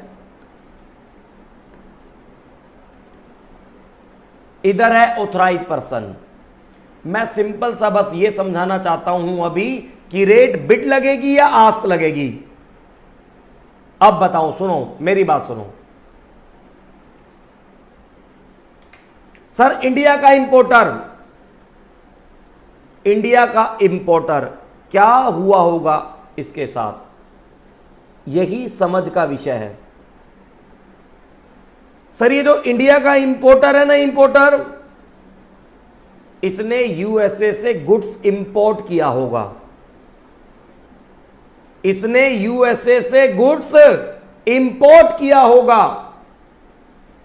और अगर इसको एपी के पास आने की जरूरत पड़ी है, अगर इसको एपी के पास आने की जरूरत पड़ी है, तो इसका मतलब जो इसने इंपोर्ट किया होगा ना गुड्स, उसकी पेमेंट इसको $, में करनी है, उसकी पेमेंट इसको $, में करनी है।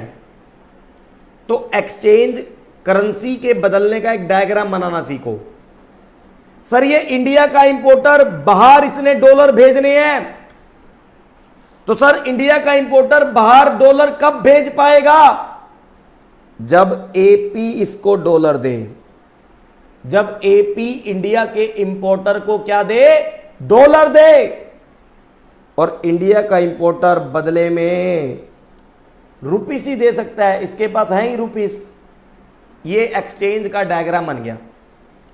अब रेट लगेगी बिड या आस्क, ये पता कैसे पता लगेगा? आपको देखना पड़ेगा कि वन अमाउंट अटैच करेंसी क्या है। वन अमाउंट अटैच करेंसी $, है। अब मुझे दूसरी बात यह सोचनी है कि bank one amount attach currency के साथ क्या कर रहा है। तो मैंने देखा bank one amount attach currency dollar है, तो बैंक डॉलर को बेच रहा है, ऑथराइज पर्सन डॉलर को बेच रहा है। अच्छा सर बेच रहा है, तो चुप करके 52 रेट लगेगी, 52। अब मेरी बात सुनो, क्वेश्चन आपको कंफ्यूज करने वाला, आपके दोस्त आपको कंफ्यूज करने वाले कुछ भी बोल सकते हैं। कहेगा कि कस्टमर रुपीस को बेच रहा है, मैं इसी को 4 लैंग्वेज से क्वेश्चन क्रिएट कर सकता हूं। देखो, ऑथराइज पर्सन डॉलर को बेच रहा है, इंडिया का इंपोर्टर डॉलर को खरीद रहा है, ऑथराइज पर्सन रुपीस को खरीद रहा है, इंडिया का इंपोर्टर रुपीस को बेच रहा है। इस डायग्राम को मैं 4 लैंग्वेज से लिख सकता हूं, लेकिन 4 लैंग्वेज केवल कंफ्यूजन के लिए हैं। मुझे फाइनल रेट अप्लाई करने के लिए बस 2-3 बातों पे फोकस करना है, जिससे कि कभी भी गलती ना हो। और वो बातें क्या है?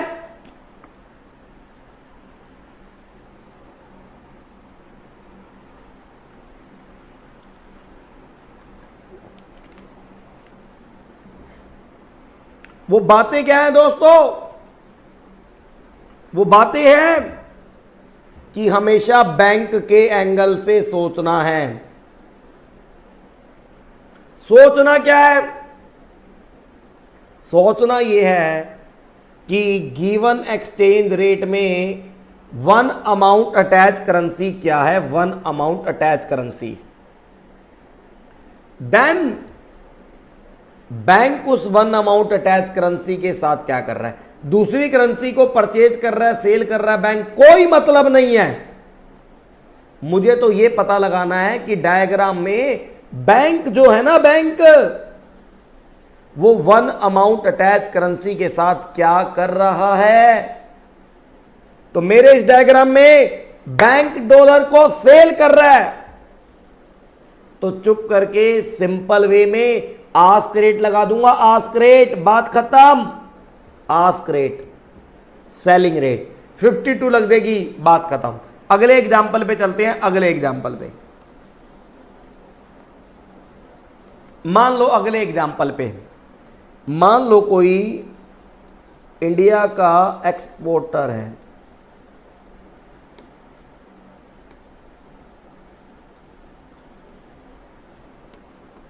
मान लो कोई इंडिया का एक्सपोर्टर है और इधर एपी है, रेट वही दे रखी है, $1 इक्वल टू मान लो 50 और 52। समझने के लिए बस समझो। सर अब एक बात सोचो खुद ही, बात सोचो कि इंडिया का एक्सपोर्टर एपी के पास आ रहा है, तो इसे एपी के पास आने के लिए क्यों जरूरत पड़ी होगी मैं बताता हूं। इस इंडिया के एक्सपोर्टर ने यूएसए वाले को गुड्स एक्सपोर्ट किया होगा, बदले में इसे ना डॉलर मिले होंगे, तभी ये टेंशन में है। इंडिया का एक्सपोर्टर तभी टेंशन में है जब बदले में इसे डॉलर मिले होंगे। डॉलर, अच्छा सर डॉलर मिले होंगे, हाँ जी डॉलर मिले होंगे। तो क्या होना चाहिए, ये इंडिया का एक्सपोर्टर बैंक के पास क्यों आया? इंडिया का एक्सपोर्टर कहेगा सर मेरे को ना डॉलर मिले हैं, मुझे उसे रुपीस में कन्वर्ट कराना है, आप मेरे से डॉलर ले लो और बदले में मुझे रुपीस दे दो यार। अब मुझे देखना है कि इस डायग्राम और इस कन्वर्जन में रेट क्या लगेगी, बाइंग या सेलिंग। तो मुझे क्या देखना है, सिंपल, मुझे दोस्तों ये देखना है कि वन अमाउंट अटैच करेंसी क्या है। डॉलर है, डॉलर। कमोडिटी क्या है, डॉलर। और दूसरी बात यह सोचनी है कि बैंक डॉलर के साथ क्या कर रहा है, बैंक डॉलर के साथ क्या कर रहा है। अच्छा सर, तो मैं आपको बताऊं, बैंक डॉलर को परचेज कर रहा है, बैंक डॉलर को परचेज कर रहा है। बिड रेट लगा दो, 50 लगेगी, 50। पंजाब से आंसर आया, बिल्कुल बिड रेट, पंजाब से आंसर आया, बिड रेट बिल्कुल सही है जी, बिड रेट लगेगी यहां पर। लेकिन अभी आप अपने आप को मैं वो नहीं मानूंगा कि हमें 100% ये आ ही गया, चीजें अभी बाकी हैं। आओ दोस्तों अगला एग्जाम्पल, आओ दोस्तों अगला एग्जाम्पल। मान लो इंडियन इंपोर्टर है,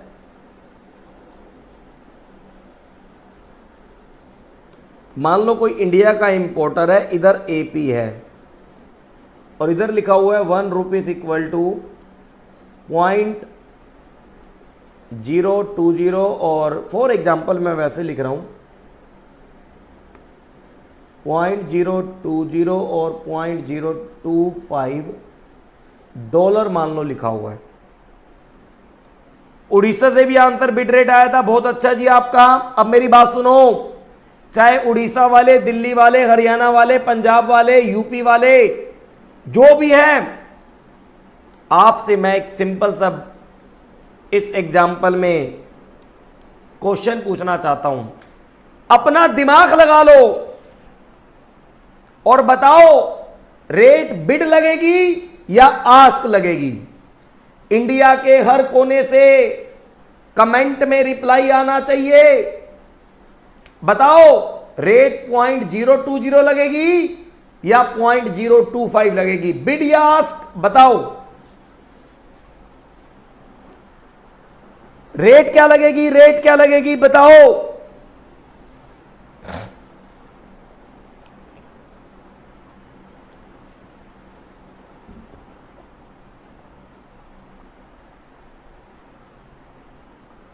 पॉइंट 0.020 लगेगी या 0.025 लगेगी।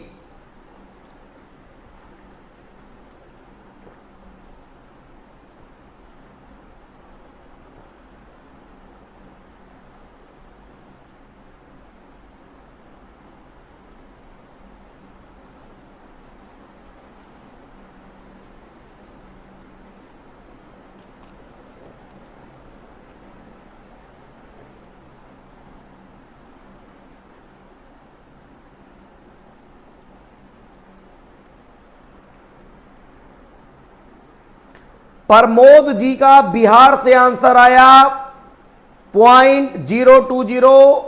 शिवम जी का दिल्ली से आंसर आया 0.020। बाकी सब कहां है जी, बाकी सब कहां हैं। पंजाब से आंसर आया 0.020।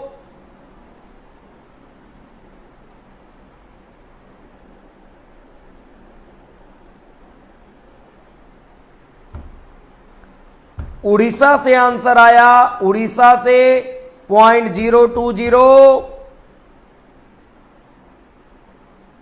देखो दोस्तों, मैं सभी को यहां पर रोककर हाथ जोड़कर कुछ कहना चाहता हूं और बता दूं, इस फॉरेक्स चैप्टर में अगर गलती नहीं करनी तो जो तरीका और जो स्टेप आपको समझाए जाएं वो फॉलो जरूर करना, जल्दबाजी ना करना। ये मेरा आपसे बिल्कुल निवेदन है हाथ जोड़कर। अब मेरे को भी नहीं पता, रटना पूरा एसएफएम में काम ही नहीं है, समझ के काम है। अब मैं अपना कंसेप्ट अप्लाई करता हूं और आपको बताता हूं रेट क्या लगेगी, जो भी लगेगी देखते हैं सर।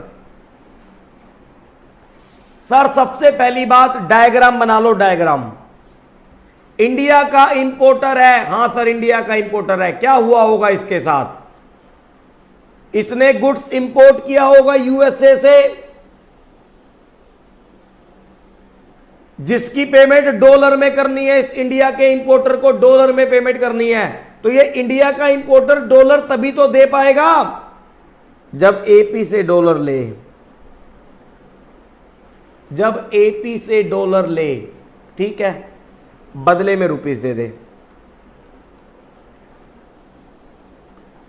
अब दूसरी बात यह चेक करनी है कि गिवन एक्सचेंज रेट में वन अमाउंट अटैच करेंसी क्या है। सर गिवन एक्सचेंज रेट में one amount attach currency rupees है, और फिर यह सोचना है कि एपी एक्सचेंज के अंदर रुपीस के साथ क्या कर रहा है। सर रुपीस को बाय कर रहा है। हाँ सर बाय कर रहा है, तो रेट लग जाएगी 0.020, और आपका बिल्कुल सभी का सही आंसर है। धीरे धीरे ऐसे ही कंट्रोल बनाए रखें, अपने आप आपको चीजें समझ आ जाएंगी। बहुत बढ़िया, एक और एग्जांपल लो, एक और एग्जांपल लो तुम। हाँ सर लो।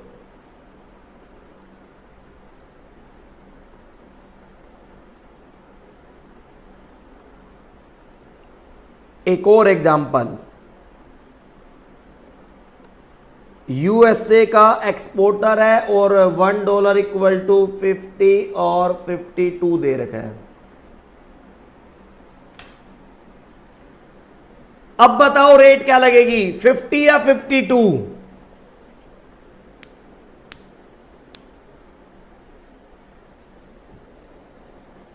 रेट क्या लगेगी, 50 या 52? 50 या 52?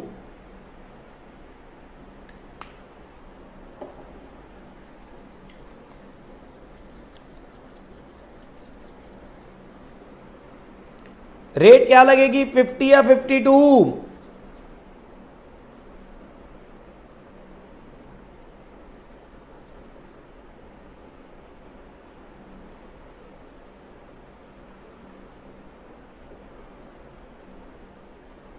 बताओ रेट 50 या 52?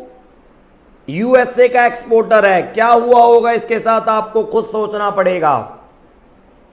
बिहार से आंसर आया 52, बिहार से आंसर आया 52, पंजाब से आंसर आया 52,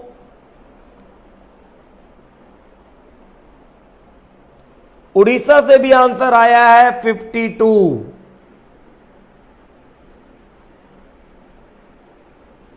देखो दोस्तों मैं भी बताता हूं आपको, इस टॉपर के स्टूडियो से मैं भी बताता हूं आपको क्या रेट लगेगी।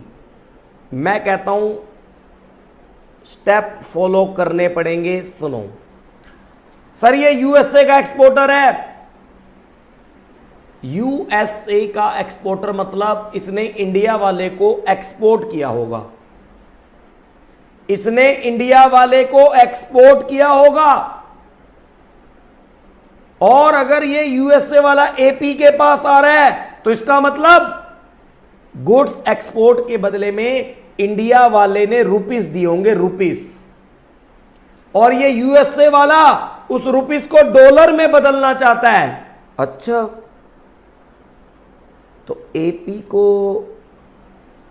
को रुपीस देगा, बदले में एपी क्या कर देगा, डॉलर देगा। वन अमाउंट भी डॉलर है, एपी डॉलर को सेल कर रहा है, रेट लगेगी 52। आपका बिल्कुल सही आंसर है, ध्यान से चेक करें। चलो एक लास्ट एग्जांपल और, लास्ट एग्जांपल, बस एक लास्ट एग्जांपल। मान लो कोई जापान का इंपोर्टर है,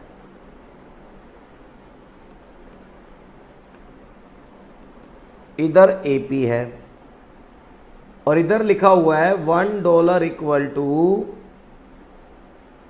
.015 और .020 जेपीवाई का मतलब जापानीज येन। अरे ये ज्यादा होंगे, एक मिनट, 80 और 82 जेपीवाई। बताओ रेट 80 लगेगी या 82 लगेगी? फिर आगे चलेंगे।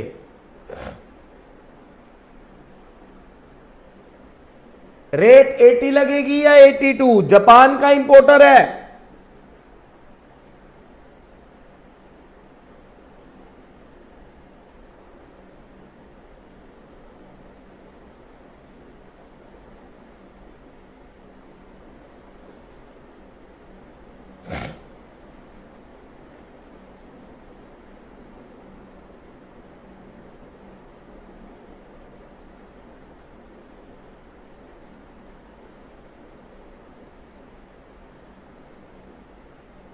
पंजाब से आंसर आया 82, बिहार से भी, सब जगह से, बिहार से भी 82।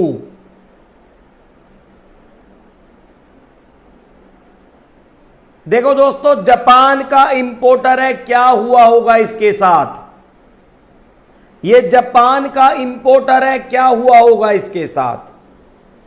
इस जापान वाले ने गुड्स इंपोर्ट किया होगा। जापान वाले ने गुड्स इंपोर्ट किया होगा।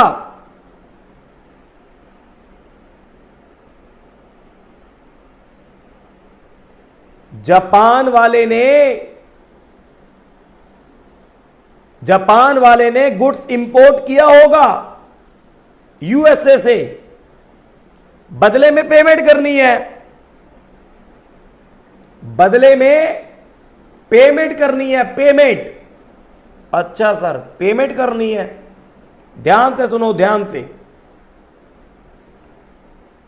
सर जी, जब जापान वाले को पेमेंट करनी है तो ये जापान वाला पेमेंट तभी तो कर पाएगा जब खुद इसे डॉलर मिले।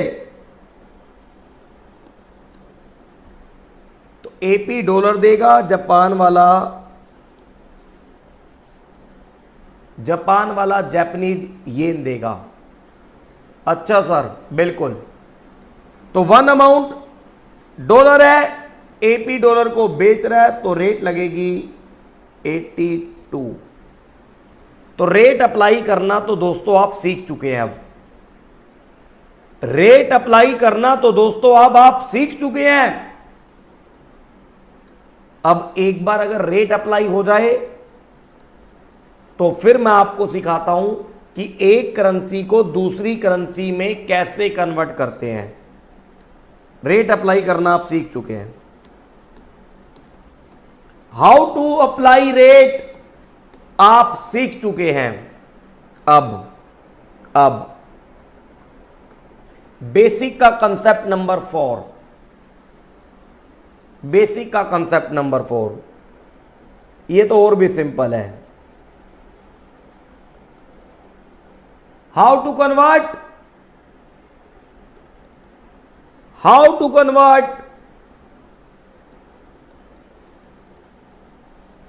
वन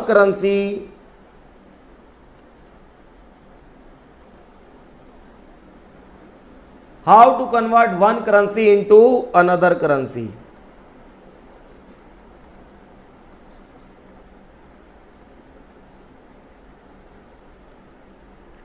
दोस्तों सिंपल सी बात है, दोस्तों सिंपल सी बात है। एक बार अगर आपको वो रेट पता लग जाए कि इसके ऊपर कन्वर्जन करना है, वो बिड है या आस्क एक बार आपको पता लग गई, तो उसके बाद करेंसी को फाइनल कन्वर्ट कैसे करते हैं ये आपको देखना है। तो इसके अंदर दो बातें हैं। नंबर 1, पहली चीज, वन अमाउंट से फ्यू अमाउंट पर जा रहे हैं। कमोडिटी से प्राइस पे जा रहे हैं, one amount to few amount currency.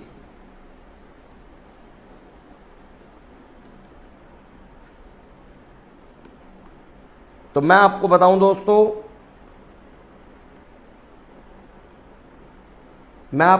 दोस्तों, फॉर दिस कन्वर्जन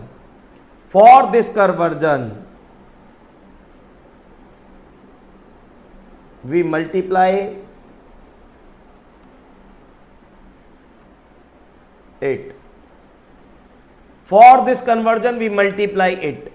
मल्टीप्लाई का क्या मतलब है मैं आपको बताता हूं, ध्यान से देखना। ये मल्टीप्लाई का क्या मतलब है, मैं आपको बताता हूं, ध्यान से देखना। One amount to few amount currency, for this conversion we multiply it, ध्यान से। जैसे एग्जाम्पल में लिखा हुआ है, मान लो $1 इक्वल टू ₹50, और मैंने क्या करना है, मैंने करना है फाइंड आउट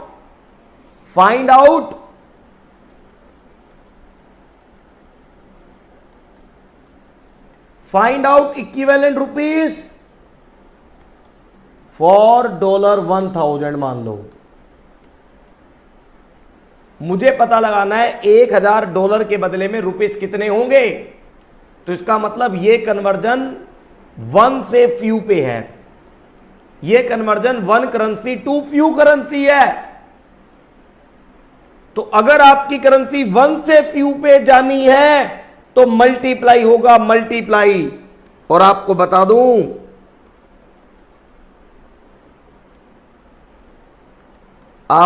दूं दोस्तों, इक्विवेलेंट रुपीस क्या होंगे, इक्विवेलेंट रुपीस होंगे 1000 इंटू में ₹50, मल्टीप्लाई होना है, मल्टीप्लाई।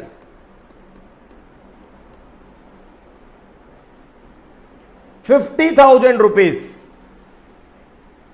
तो कन्वर्जन जब 1 से फ्यू पे हो, 1 से फ्यू पे, तो मल्टीप्लाई होगा। अच्छा सर, अगर फ्यू से 1 पे हो, few to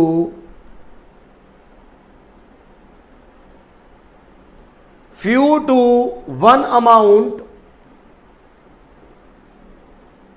attached currency, few to 1 amount attached currency. अगर कन्वर्जन फ्यू से 1 अमाउंट अटैच करेंसी पे है तो मैं बताऊंगा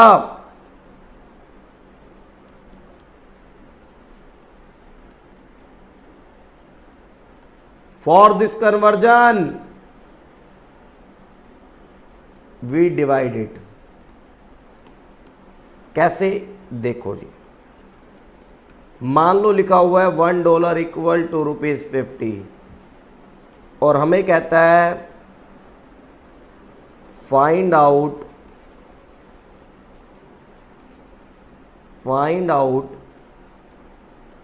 इक्विवेलेंट डॉलर फॉर ₹100। मुझे बताना है 100 रुपए में कितने डॉलर आएंगे। अरे यार सिंपल सी बात है भाई, 50 रुपए में $1 आता है, 100 में 2 आएंगे सर। तो कहने का मतलब फ्यू से अगर 1 पर जाना है